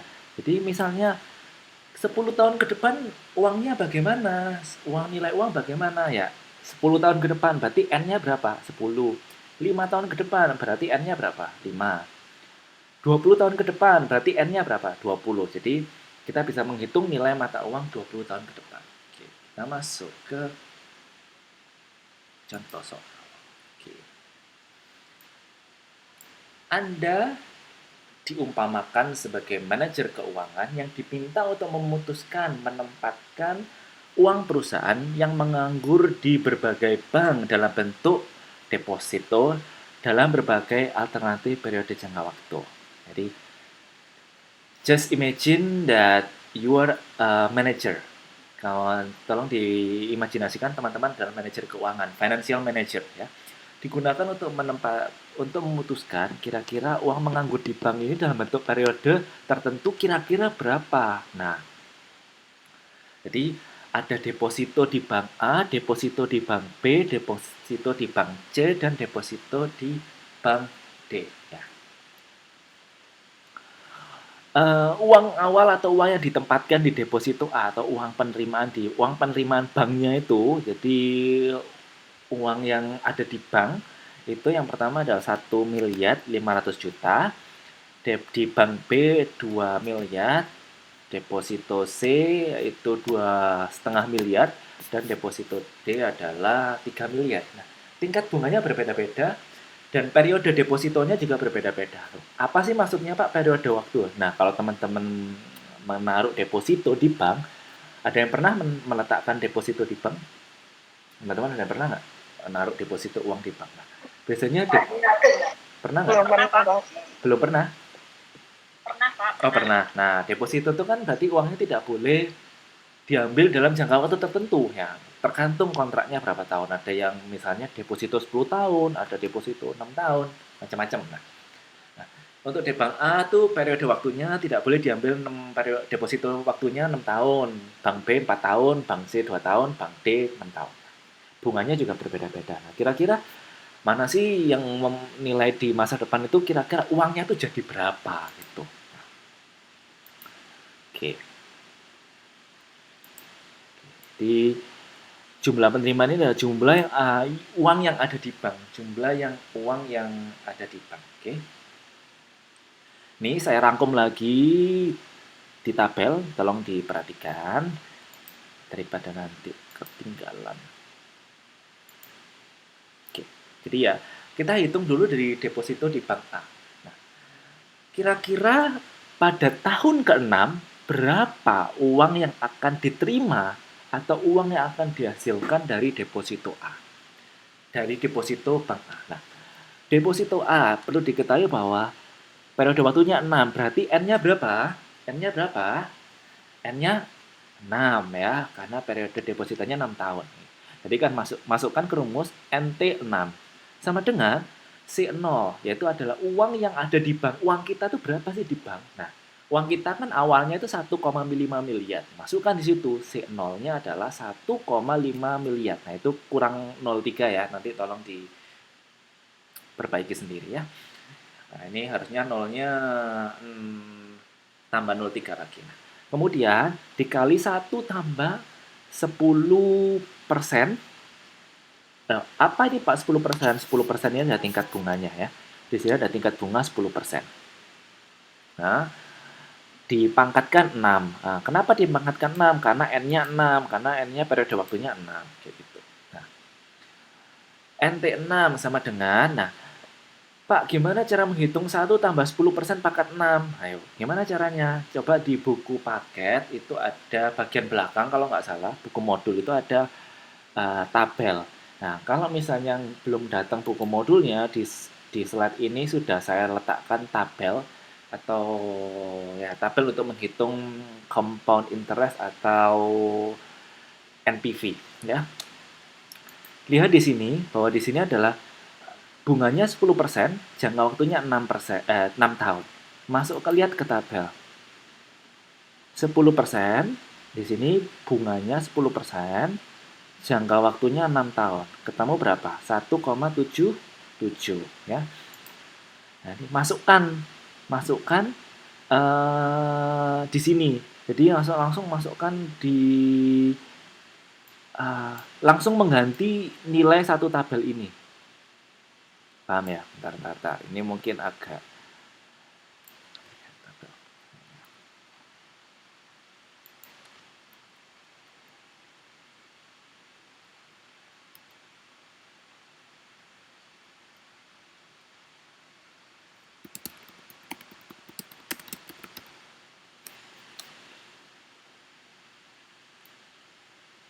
jadi langsung hasilnya digantikan dari tabel. Oke, langsung lihat tabel. Oke.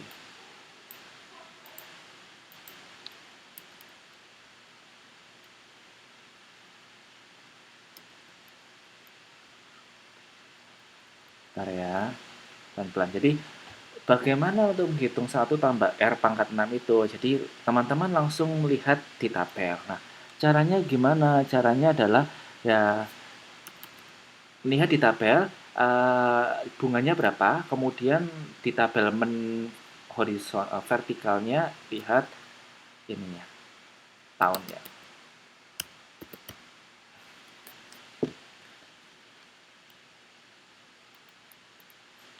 Oke, saya ulangi ya. Jadi ya, saya ulangi ya.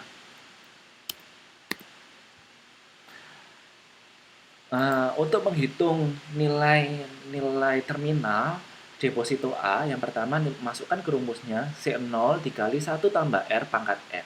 C0-nya berapa? C0-nya itu dari tabel diketahui 1.500.000 juta. Nah, masukkan di situ. Dikali 1 tambah 10% pangkat 6. Nah, berapa ini Pak? Tambah 1 ditambah 10% pangkat 6 ini bagaimana? Sebenarnya bisa dihitung pakai kalkulator. Tapi kalau misalnya nggak punya kalkulator, bisa lihat di tabel. Nah, bagaimana cara melihat tabelnya?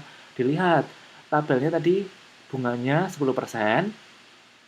Kemudian periodenya 6, ketemu 1,77. Masukkan di sini 1,1.500.000.000 dikali 1,77, hasilnya ketemunya ini. Nah, inilah adalah nilai terminal uang yang akan diterima oleh bank deposito A.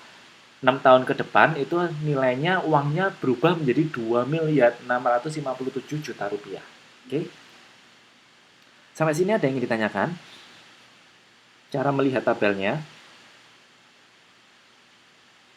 Teman-teman download dulu PPT ini yang ada di si layar. Sekarang teman-teman silakan coba untuk menghitung nilai dari deposito B. Gimana sih cara menghitungnya? Coba dihitung teman-teman dengan rumus yang sama dan menggunakan tabel yang sama. Kira-kira berapa jumlah uang yang diterima dari hasil deposito B dengan periode waktu 4 tahun? Caranya sama. Sampai sini ada ditanyakan bagaimana melihat tabelnya. Jadi lihat aja 10% sama 6-nya ini. 10% sama 6. Nah, kemudian lihat di tabel. 10% sama 6, 1,77. Nah, ini. 7. Kemudian kalikan, langsung kalikan di 1,500.000 dikali 1,77. Sampai sini ada yang ditanyakan? Oke, coba kalau ini masih agak sedikit bingung ya Pak. Kenapa?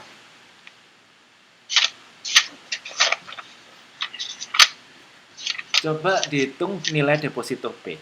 Ya. Caranya sama persis. Lihat di tabel. Nah, kalau di buku belum dapat buku, bisa download di si layar PPT saya, itu sudah saya beri tabelnya. 2.720 juta Pak. 2 miliar.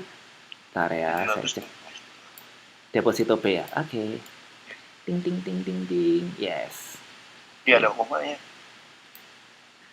Ya karena ini saya ngitungnya pakai kalkulator, nggak pakai tabel. Oke. Oke, tadi siapa yang jawab? Mas Nana. Mas Nana. Oke.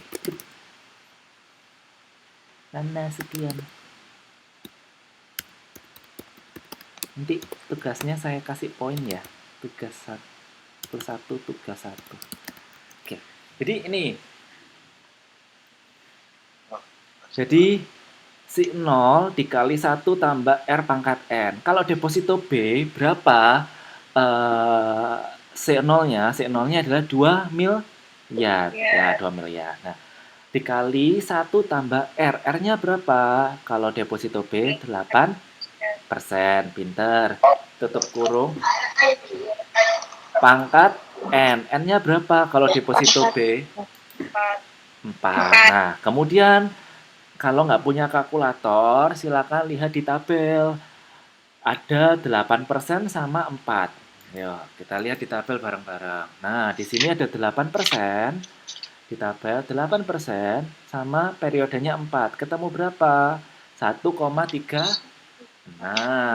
1,36 ya. Kemudian, bentar ya. Ini tik. Saya pindah dulu ya. 1,36. Nah, masukkan di sini. Langsung diganti aja hasil tabelnya. 1 tambah 8% ini langsung hasilnya 1,36. Nah, tinggal dikali. 2 miliar dikali 1,36. Berapa hasilnya? Ketemu itu. Oke. Ini kenapa kok ditambah dulu, Pak? Karena hitung saya pakai kalkulator. Nah, kalau teman-teman nggak punya kalkulator, silakan lihat di tabel, lebih sederhana. Ya.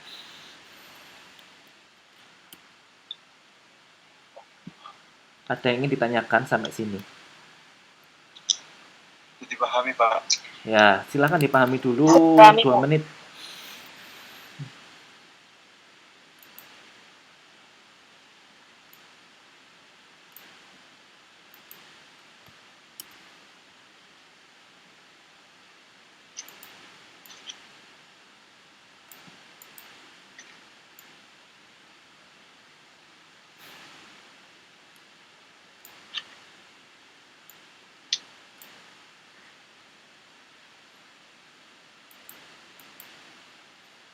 Nah, nanti soal tugasnya itu kalau nggak salah menghitung deposito nilai C atau D gitu loh.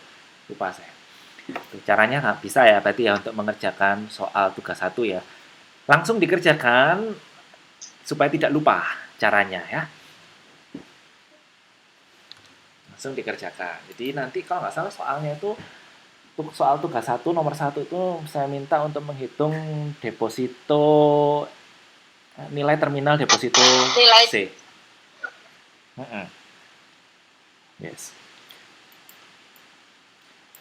Sekali lagi, lihat tabel ya. Cara melihat tabelnya adalah misalnya tadi itu bunganya 10%, periodenya 6 tahun. Lihat di tabel ketemu 1,77. Nah, langsung gantikan satu kurung ini, langsung digantikan dengan hasil tabel 1,77. Ketemunya 2,657. Nah, begitu juga dengan deposito B. Langsung dikalikan. Oke. Tapi nanti pas di tugas nggak masalah Pak kalau misalnya hasilnya bulat gitu. Jadi bulat nggak ada koma. Nggak apa-apa, yang penting caranya. Yang penting caranya benar dan ngelihat tabelnya benar ya. Oke. Pakai tabel aja nggak apa-apa. Karena kalau misalnya kalkulatornya harus khusus, kalkulator saintifik, bukan kalkulator dagang untuk bisa menghitung 1 tambah 8% pangkat 4 itu nggak bisa kalau kalkulator dagang. Jadi pakai kalkulator saintifik. Kalau di Play Store, kalau pakai handphone bisa download. Ya, kalau nggak mau repot pakai tabel ini. Oke. Sampai sini ada yang ditanyakan? Hah? Di modul nggak ada tabelnya Pak ya? Di modul di halaman terakhir kalau nggak salah. Halaman berapa ya Pak? Bentar saya cek ya. Saya tuh nggak punya modul fisiknya sih. Nah, saya cek di... Ada nggak halaman terakhir? Atau di halaman modul 1?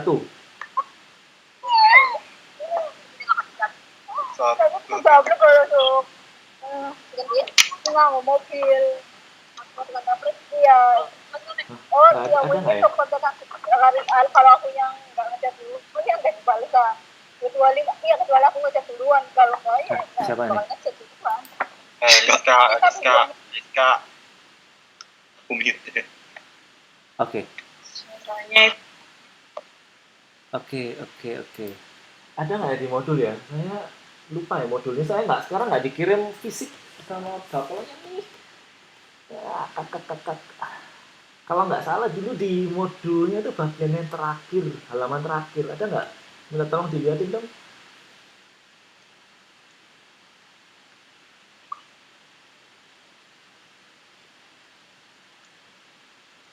Kalau semisal nggak ada ya lihat di slide-nya itu aja, di slide saya ini ada. Nggak ada sih Pak. Hah? Ada nggak? Nggak ada. Nggak ada? Nggak ada. Kalau gitu lihat di slide saya aja ya. Di akhir dari modul 1 nggak ada juga? Di akhir sesi dari modul 1? Bab 1? Nggak ada Pak. Nggak ada. Saya dulu lihatnya dari mana ya? Saya dulu lihatnya dari mana dong? Oh, saya dapat materinya dari ini sih, tutor sebelumnya sih. Nggak ada ya? Ya udah. Kalau nggak ada, ini aja deh, lihat dari slide saya aja ya. Di-download dulu ya nanti ya. Oke. Nanti saya taruh di WhatsApp slide-nya. Saya lanjutin dulu. Nilai terminal tahun B. Nah, kadang itu ada bank yang bunga depositonya itu dibayar lebih dari sekali. Kan biasanya deposito 2 tahun, nanti di akhir 2 tahun dibayar bunganya. Tapi untuk ada beberapa bank tertentu, dia ini depositonya dibayar 2 kali. Misalnya, naruh deposito 2 tahun, jangka waktu 2 tahun. Nah, dibayar tuh depositonya tahun 1 sama tahun 2 akhir. Atau deposito 4 tahun, dibayar di tahun kedua, di tahun keempat. Jadi ada beberapa bank yang membayarkan uang bunga deposito itu 2 kali. Nah, kalau gitu gimana cara menghitung nilai terminalnya? Nilai terminalnya itu rumusnya adalah NTN sama dengan C0 dikali 1 ditambah R dibagi M dikali dipangkatkan M pangkat N. Nah, pusing ya. Saya jelaskan satu-satu. Apa itu NTN? NTN itu sama, jadi nilai terminal tahun periode ke N. Nah, misalnya tahun 4 ya, N-nya 4 ya 4 gitu. C0-nya sama, uang yang ada di bank, uangnya teman-teman ini yang di bank itu berapa yang didepositokan. Nah, kemudian R ini adalah bunganya, M ini adalah waktu pembayarannya. Nah, kalau misalnya Deposito 6 tahun dibayarkan 3 kali ya, berarti M-nya 3. Deposito 10 tahun dibayarkan 2 kali, berarti M-nya 2. Deposito 2 tahun dibayarkan 2 kali, M-nya 2. Kayak gitu ya. Jadi M ini adalah waktu pembayarannya. 2 kali kah, 3 kali kah, 4 kali kah. Misalnya deposito 15 tahun dibayarkan 4 kali, berarti M-nya 4. Nah, N tadi apa? N tadi adalah jangka waktu depositonya ya. Sampai sini ada yang ditanyakan. Apa itu M, apa itu N, apa itu C0? Saya ulangi sekali lagi ya. NTN ini adalah nilai uang pada waktu deposito itu diambil. C0 adalah uang kita yang didepositokan berapa. Misalnya nih Mas Nana depositoin uangnya 1 miliar di bank. Ya, berarti C0-nya 1 miliar. Nah, R ini adalah bunganya. M ini adalah berapa kali bunganya dibayar di bank. Kenapa? Karena ada beberapa bank yang membayar bunganya itu lebih dari 1 kali. N ini adalah waktu akhir deposito. Nah, kalau di kasus yang tadi, kasusnya yang sama tadi, di deposito A, anggap aja bunganya dibayarkan 2 kali. Nah, deposito A berarti NT-nya ini ada NT6, yaitu periode waktunya adalah 6, ya sama ya kayak tadi ya. C0-nya adalah 1.500.000.000 di sini tulis ini kurang 0,03 silakan di ini sendiri dibetulkan sendiri dikali 1 ditambah 10%, R-nya 10 dibagi 2, berarti dibayarkan 2 kali. Kemudian ditutup kurung pangkat 2 kali M. 2 ini adalah berapa kali bunga dibayarkan dan 6 ini adalah periode waktunya. Gimana ngelihatnya? Berarti lihat juga bisa juga dilihat di tabel sebelumnya yaitu tabel di slide nomor 16. Jadi kalau bunganya ini kan 10%, ini kan 10 dibagi 2. Berarti tinggal 5%. Ya, betul ya, 5% ya. Mungkin ada yang tanya, "Loh, Pak, kenapa dibagi 2?" Nih, kembali lagi ke rumus. Ya, R-nya 10%, M-nya dibayarkan 2 kali. 2 kali. Jadi 10% dibagi 2, 5%. Kalau R-nya 20, M-nya 2 berapa? 20 dibagi 2, 10. Bentar. Nah, sekarang masuk ke tabel lagi. Tabelnya di slide nomor 16. 5 periodenya tadi berapa? 12 ya? Periodenya 12 kan? 6 kali. Ada yang tanya, misalnya kok dari 12? Dikali 5% berarti yang di tabel 12 kali itu, Pak. Yes, betul. Jadi ini 5%. Terus dilihat ininya 2 kali 6, 12. Jadi lihat di tabel bunga 5%, jangka waktu 12. 12 sama 5%. 1,8. Ya, nah ini aku pakai kalkulator, jadinya hasilnya lebih panjang. Tapi kan dibulatkan tetap sama 1,8. Nah, udah langsung diganti. Jadi ingat ganti langsung diganti satu yang saya kotak ini langsung diganti dengan hasil di tabel 1,8. Jadi tinggal 1.500.000.000 dikali 1,8 ketemulah hasilnya 2.600.000.000.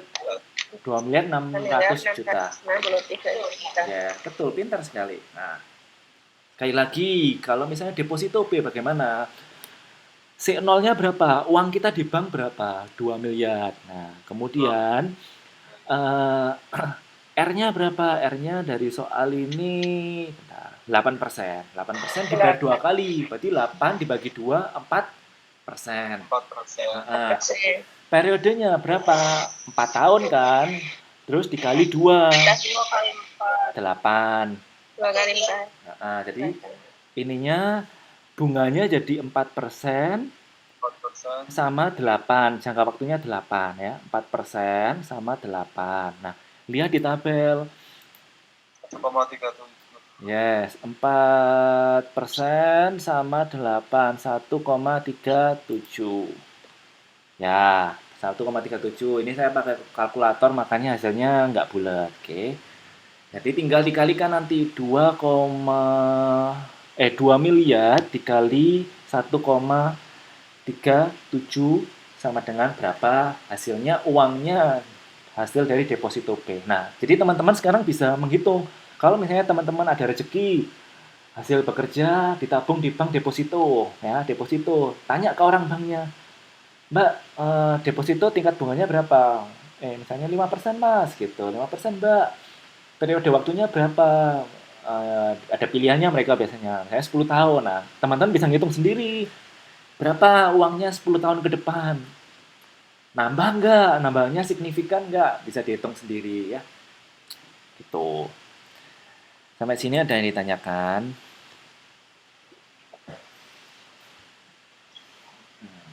Bisa dipahami, Pak. Pas paham ya, bagus. Nah, pelan-pelan ya kita maju.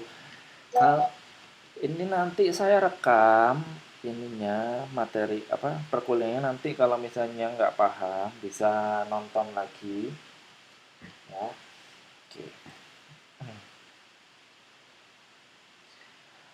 Masuk ke nilai masa depan atau present value PV.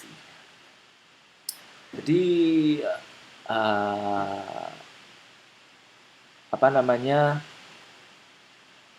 Di sini nanti kita akan belajar mengenai bagaimana jumlah menghitung present value atau Mas Dito apa ini di grup.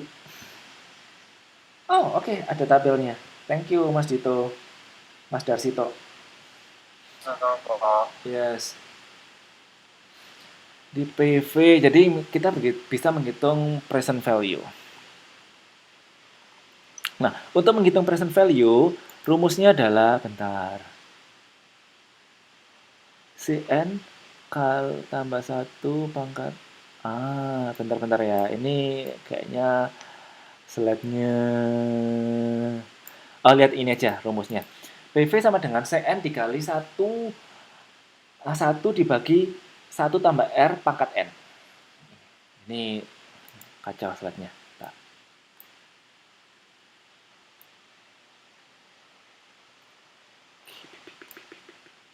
Nah, kemudian kalau misalnya bunganya dibayar lebih dari sekali dalam setahun, itu nilainya present value-nya adalah Cn dikali 1 dibagi 1 tambah R bagi M pangkat M kali N. Nah, apa bedanya sih nilai terminal dengan present value? Nah, apa bedanya nilai terminal yang tadi kita bahas di sebelumnya dengan present value? Nah, present value adalah nilai di masa depan. Ya, kita bahas supaya bisa mengetahui bedanya, kita masuk ke contoh saja. Nah, kalau tadi kita akan menaruh uang di deposito bank, nanti 10 tahun kira-kira nilainya berapa. Nah, kalau ini adalah di tabel ini itu adalah jumlah uang yang akan diterima di masa depan. Nah, sekarang kebalikannya gitu loh, kebalikannya. Ntar saya atur cara supaya lebih paham ya. Kalau tadi itu kita naruh uang di bank, saya 1 miliar. 10 tahun ke depan jadi berapa? Nah, kalau ini adalah uangnya kita udah berada di masa depan. Misalnya kita ini di tahun 2023, kita mau mengambil uang hasil deposito kita 10 tahun yang lalu. Nah, uang itu nilainya berapa? Paham nggak ya? Oke, jadi kalau yang tadi itu menghitung nilai uang di masa depan. Kalau ini menghitung nilai uang sekarang. Nah, kok apa bedanya? Kalau tadi itu kita naruh uang di bank 1 miliar, 10 tahun ke depan jadi berapa? 10 tahun ke depan jadi berapa? Nah, kalau sekarang ini adalah kita sudah naruh di bank itu 10 tahun yang lalu. Nah, sekarang nilainya berapa uangnya? Paham nggak bedanya ya? Ya. Kalau yang ini itu menghitung nilai uang sekarang, kalau yang tadi itu menghitung nilai uang di masa depan. Ya. Paham nggak? Saya ulangi ya, kalau yang tadi itu kita menaruh uang di bank 1 miliar. 10 tahun ke depan jadi berapa nilai uangnya? Nah, kira-kira 10 tahun depan jadi berapa? Nah, kalau ini kita sudah punya deh Bu, kita tuh udah nyimpen dari tahun 2013. Nah, sekarang uangnya berapa? Kayak gitu. Nah, beda kasus. Sedikit membingungkan tapi sebenarnya beda. Sedikit mirip tapi beda. Nah, kalau tadi itu menghitung nilai uang masa depan, kalau ini menghitung nilai sekarang. Gitu. Nah, jadi misalnya tabelnya masih sama. 500 juta bisnis A ini jumlah uang yang akan diterima di masa depan itu 500 juta. Tingkat bunganya 10%, periode waktunya 5%. Nah, kita disuruh untuk menghitung nilai uang sekarangnya seberapa. Contohnya, sama kita akan menghitung menggunakan tabel, tapi tabelnya berbeda. Karena kita menggunakan hitungan waktu yang berbeda. Kalau tadi itu kan hitungan waktu di masa depan. Kalau ini kita menghitung nilai uang sekarang sehingga tabelnya beda. Tetapi cara menghitung tabelnya sama ya. Nah ini lihat hasil tabel ini langsung digantikan dengan hasil yang ditemukan di tabel. Jadi ini ya, misalnya 1 dibagi 1 tambah R pangkat N. Ini satu kesatuan ini langsung digantikan dengan hasil tabelnya. Oke, jadi nggak usah bingung. Di hasil misalnya 0,62092 ini nanti langsung menggantikan satu kesatuan pecahan desimal ini. Jadi langsung digantikan. Sampai sini paham ya maksud saya? Ini jadi misalnya hasilnya 0,62 ini langsung menggantikan pecahan desimal ini. Kita masuk ke soalnya. Ini tabelnya. Nah, kita masuk ke soalnya dulu. Nah, bagaimana menghitung present value atau nilai uang sekarang dari tabel berikut ini. Nah, bisnis A. Rumusnya adalah PVA atau present value A sama dengan CN, yaitu jumlah uang yang kita punya sekarang, dikali 1 per 1 tambah R pangkat N. Nah, sama dengan PVE atau PVA sama dengan 500 juta rupiah ya. CN-nya ini adalah 500 juta rupiah dikali 1 per 1 tambah 10% pangkat 5. Nah, berapa ini? Langsung lihat di tabel. Tabelnya beda ya, tabelnya beda. Nah, ini tabelnya adalah tabel present value. Kalau tadi yang sebelumnya adalah tabel terminal value. Nah, lihat di sini ada 10% dan 5. 5 ini ada jangka waktunya, sehingga sama, lihat di tabel, 10% waktunya 5 tahun, sehingga hasilnya 0,6209. Nah, langsung masukkan ke sini. Langsung pecahan desimal ini langsung digantikan dengan hasil di tabel. Jadi, 500 juta rupiah dikali 0,6209 sama dengan 310 juta 460.662 rupiah. Nah, sehingga sebenarnya nilai uang kita 10 tahun itu, 10 tahun yang lalu 2013 kita taruh uang 500 ribu di deposito, 500 juta di deposito itu, hasil nilai sekarang itu sebenarnya tinggal 310 juta. Paham ya? Kenapa? Loh Pak, kok bisa? Kan saya naruhnya kan 500 juta. Kok jadi 310 juta? Kok rugi deposito? Ya, seperti konsepnya tadi, seperti yang dikatakan oleh Mas Nana tadi, 50.000 tahun lalu, tahun 2013, itu bisa beli apa sih? Misalnya bisa beli makan seminggu ya, Mas Nana tadi bilang seminggu. Sekarang 2023 paling cuma sehari. Nah, inilah yang membedakan ya. Walaupun tadi itu di tahap yang pertama nilai terminal tadi itu kelihatannya kita untung. Wah, kita untung nih. Kita naruh 1.500.000.000 jadi 2 miliar. Sebenarnya nilai sebenarnya uang itu tidak sebanyak itu. Ya karena ada inflasi, tadi ada politik yang dikatakan oleh Mbak siapa tadi ya? Ya, tadi ada yang politik ya. Sebenarnya nilainya itu cuma segini gitu. Ya, balik lagi ke konsepnya tadi itu yang dikatakan Mas Nana tadi ya, 50.000 tahun 2013 waktu Mas Nana masih SMK bisa untuk seminggu. Sekarang cuma 2 hari ya. Inilah maksudnya dan nilai sekarang ya. Sampai sini paham ya? Sini bisa dipahami kenapa kok makin sedikit ini hasilnya nih. Nah, lagi di bank B. Nah, di bank B itu kita sudah menaruh uang dengan hasil deposito 750 juta rupiah. Nah, hasil depositonya itu 750 juta rupiah. Kira-kira nilai present value atau nilai sekarang itu sebenarnya berapa? Masukkan ke rumus lagi. Sama dengan CN dikali 1 per 1 tambah R pangkat N. Nah, CN-nya berapa? 750 juta rupiah. Dikali. Nah, lihat di tabel ini. Ada angka 1 per 1 tambah R-nya berapa? 8%. N-nya berapa? 6. Berarti lihat di tabel. Ingat ya, tabelnya beda ya, karena kita menghitung nilai mata uang yang berbeda. Maksudnya kurun waktu yang berbeda. Nah, tadi 8 sama 6. Ya, 8 sama 6. Lihat di sini, 8% sama periodenya 6. Ketemu 0,6302. Nah, yes, benar. Langsung masukkan ke sini, satu kesatuan. 750 juta dikali 0,63017. Dihitung sendiri, silakan dihitung sendiri ya. Berapa? Nah itu ya. Jadi kita tanya, loh kok Pak uangnya deposito ini 750 juta? Kok makin kecil ya nilai sekarangnya? Iyalah, orang kamu naruh 750 juta 10. Ini kan hasil tabungan depositomu 10 tahun yang lalu. Sebenarnya nilainya nggak segini. Ya, kembali lagi konsep inflasi tadi.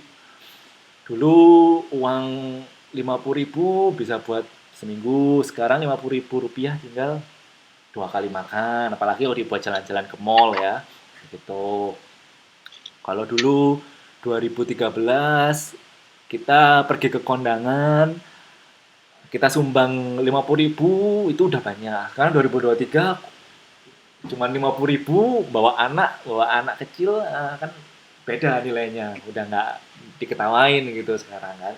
Itulah. Pak, izin bertanya Pak. Yes, monggo. Ini kan yang dimaksud Bapak itu kan apakah kalau kita nabung deposito itu ya, contoh tadi nabung 500 juta kok jadi 310 juta ya, 310 juta itu apakah angkanya yang akan dikeluarkan oleh bank ataupun persamaan dari angka yang dikeluarkan oleh bank tadi gitu. Yang contoh kedua, 500 juta itu kemudian jadi 800 juta atau berapa gitu, tapi nilai si 800 juta itu sama dengan 310 juta di nilai uang sekarang gitu, apa gimana maksudnya Pak? Pertanyaannya bagus. Jadi jawabannya ada yang kedua. Jadi uang yang dia keluarkan, uang yang dikeluarkan bank itu tetap 500 juta rupiah. Tapi rasanya, feelingnya, nilainya itu cuma 310 juta. Paham nggak? Jadi yang dikatakan Mas itu yang pilihan keduanya tadi, yang opsinya. Jadi dia dikeluarkan di banknya itu 500 juta, tetap 500 juta. Cuman rasanya 500 juta itu cuman dapat 310 juta. Inilah yang dimaksud dengan nilai present value. Paham ya sampai sini ya?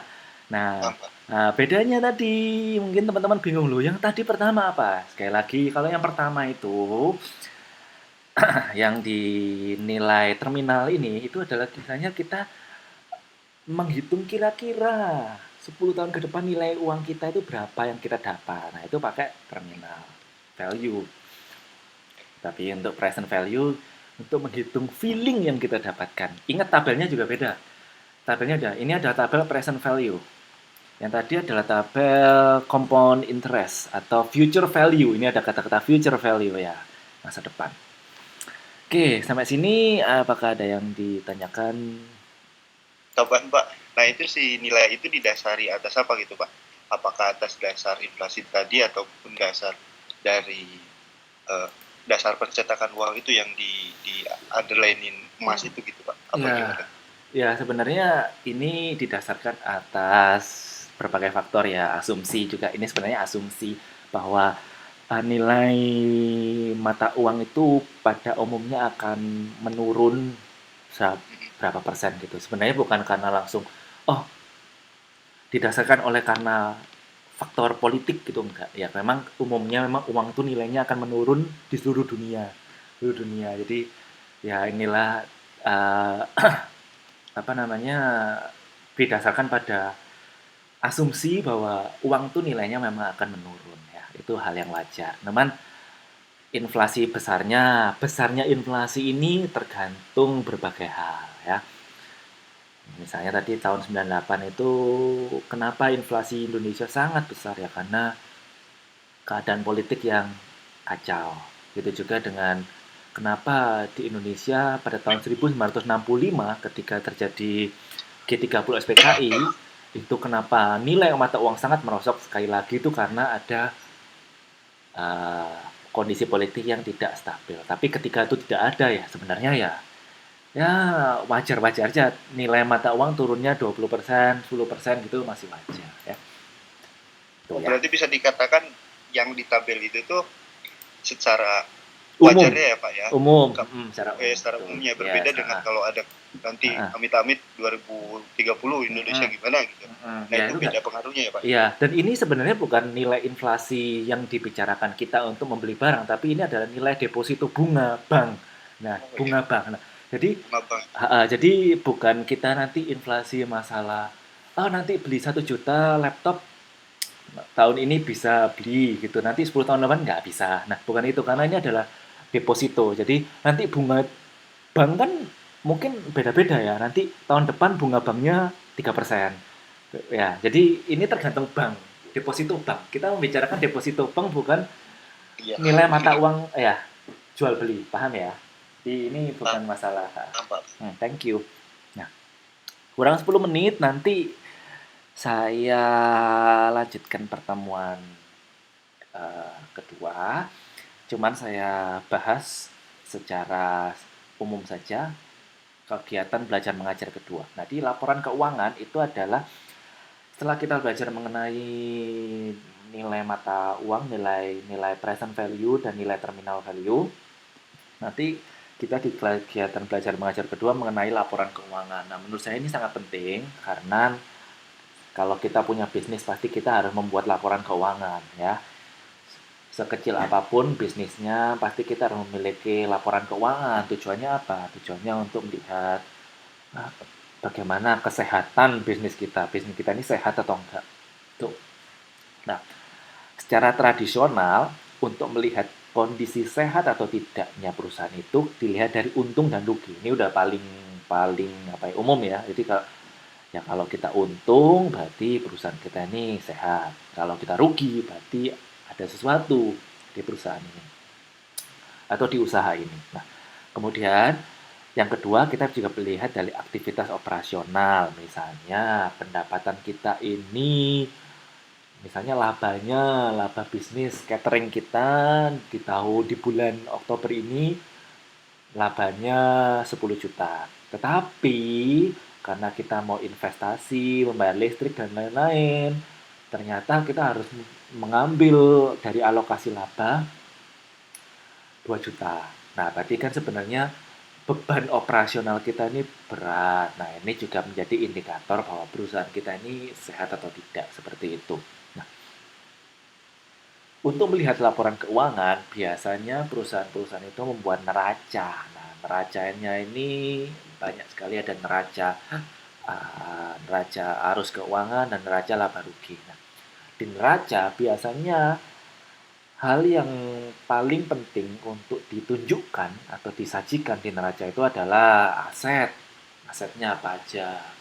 Misalnya lahan, tanah, bangunan, kendaraan. Misalnya perusahaan itu punya kendaraan atau punya bis misalnya.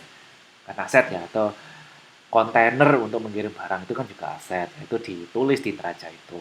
Kemudian kewajiban-kewajiban perusahaan, misalnya harus membayar supplier, membayar iuran listrik, membayar air. Nah, itu kan kewajiban perusahaan. Nah, itu juga ditulis di neraca keuangan. Kemudian juga yang ditulis ada kekayaan perusahaan. Ya, ini kaitannya dengan aset tadi ya. Ya, mesin-mesin, bangunan, kemudian kendaraan, itu termasuk kekayaan perusahaan. Nah, itu yang ada di neraca. Kemudian kita harus melihat juga laba rugi. Nah, ya ini adalah tabel atau neraca laba rugi di mana ini yang sebenarnya bisa melihat kondisi perusahaan kita ini sehat atau enggak. Ya, dari aktivitasnya, kinerjanya. Kalau misalnya banyak ruginya, berarti perusahaannya lampu merah nih, harus banyak dilihat. Nah, pasti pos-pos mana sih yang menyebabkan rugi? Gitu. Yang terakhir adalah perubahan modal, di mana kita harus melihat bagaimana posisi modal perusahaan kita. Kayak gitu. Nah, ini di tabel ini ada salah satu contoh dari laporan laba rugi PT Amitabha. Ya, dan yang sebelah kanan itu adalah contoh dari neraca keuangan dari PT Amitabha. Nah, kalau kiri tadi laporan laba rugi, namanya saja laba dan rugi, berarti harus ada komponen yang menunjukkan laba dan ada komponen yang menunjukkan beban dari perusahaan tersebut. Nah, teman-teman bisa lihat di situ ada laporan laba rugi, berarti di paling akhir itu bisa dilihat laba bersih dari perusahaan itu. Nah, misalnya tadi 93.516 itu laba rugi, laba bersihnya ya. Tuh. Yang kiri laba rugi, yang kanan itu ada neraca seperti yang dijelaskan di slide berikutnya. Sebelumnya tadi bahwa neraca itu harus ada komponen dari aset atau kekayaan dan kewajiban. Nah, silahkan lihat di neraca PT Amitabha tersebut ada aset, ada kewajibannya. Ya, kewajibannya udah utang, kemudian iurannya yang harus dibayar. Nah, itu ada di situ. Sehingga nanti bisa dilihat total ekuitas pemegang sahamnya atau total yang harus dibayarkan perusahaan Amitabha. Nah, ini adalah saya ingin teman-teman tahu, oh ini yang dinamakan laporan laba rugi dan ini yang dinamakan dengan neraca. Ingat, kalau laporan laba rugi ya intinya dia harus menunjukkan berapa persen laba yang didapatkan. Kemudian kalau neraca keuangan harus melihat asetnya, berapa sih asetnya dan apa sih yang harus dibayar seperti itu. Nah, minggu depan kita akan lanjutkan sederhana untuk melihat rasio. Apa sih rasio itu? Rasio ini adalah untuk melihat alat untuk melihat kesehatan dari perusahaan. Ya. Rasio apa yang dirasiokan, Pak? Yang dirasiokan adalah ya tadi itu laba dengan kewajiban. Nah, itu kan rasio. Semakin besar presentasinya, semakin besar labanya, berarti perusahaan itu sehat. Ya, jadi ke depan kita bahas sedikit mengenai rasio ini. Rasio ini banyak sekali jenisnya. Banyak sekali jenisnya. Nanti teman-teman tidak perlu menguang. Menurut saya tidak perlu di real kehidupan nyatanya tidak perlu menggunakan semua, hanya gunakan aja yang tradisional, ROE tradisional untuk melihat bisnis teman-temannya sehat atau tidak. Tuh. Tuh ya, jadi ini saya lanjutkan minggu depan, sederhana. Kelihatannya susah tapi enggak sih. Ya. Itu bisa saya sampaikan hari ini. Ada yang ingin ditanyakan terkait materi, terkait tugas, terkait perkuliahan? Oh, jadi tugasnya itu cuma bagian D-nya aja ya, Pak ya? Lagi ini ya, tugas 1 ya? Tugas 1 itu cuma poin D aja sama yang itu kan, Pak, yang optional ABC. Benar, aku cek ya. Saya lupa ingat. Ntar. Ya, nomor 1 itu silakan lihat modul 1 slide nomor 15 itu uang untuk deposito D. Ya, deposito D silakan kerjakan ya. Kemudian yang kedua itu menghitung nilai present value ya untuk bisnis D. Slide-nya ini masih sama nggak ya? Tiba-tiba slide-nya udah berubah lagi. Ntar. Slide nomor 22. Salah dong. Slide nomor 24 ya. Present value. Present value. Untuk cara pengerjaannya misalkan sama persis kayak seperti ini nggak apa kan, Pak? Nggak apa-apa. Pakai ini aja, pakai tabel yang ini aja yang saya berikan. Ya. Kemudian nomor 1 itu ya, saya tugas 1 ya. Biar nggak bingung, saya ulangi lagi ya. Tugas 1 itu nomor 1 hitunglah nilai terminal, yaitu di slide nomor 15 ini. 15 ini untuk deposito bank D ya, yang bagian D nih 3 miliar ini. Nah, itu hitung. Ya, dari menghitung nilai terminal value slide nomor 15 untuk bagian deposito D. Ya, sampai sini paham? Nah, Pak, boleh balikin ke 24 tuh, Pak. terus kemudian yang nomor 2 itu menghitung nilai present value untuk slide nomor 24, bukan 22 ya. Nah, slide nomor 24 bisnis D ya, untuk bisnis D. Rumusnya udah saya tulis di situ. Oke, silakan di-download di si layar. Kemudian dilanjutkan nomor 3 sampai 5 pilihan ganda. Oke. Ada yang ingin ditanyakan terkait tugas?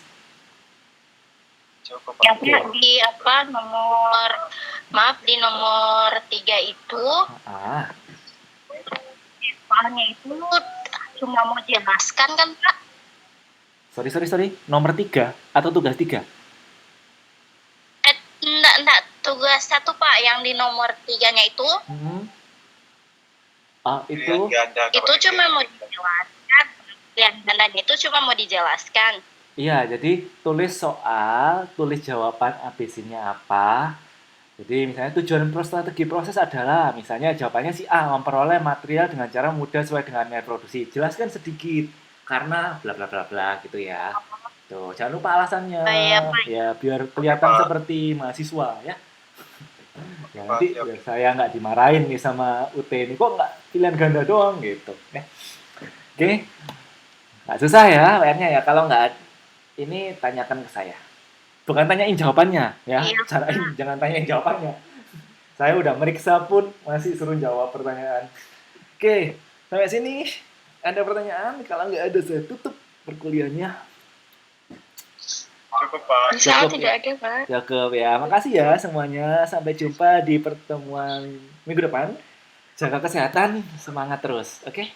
Bye-bye. Terima kasih, Bye-bye. Pak. Makasih ya. Bye-bye. Makasih. Waalaikumsalam. Waalaikumsalam. Terima kasih banyak Pak. Yuk, sama-sama Mas.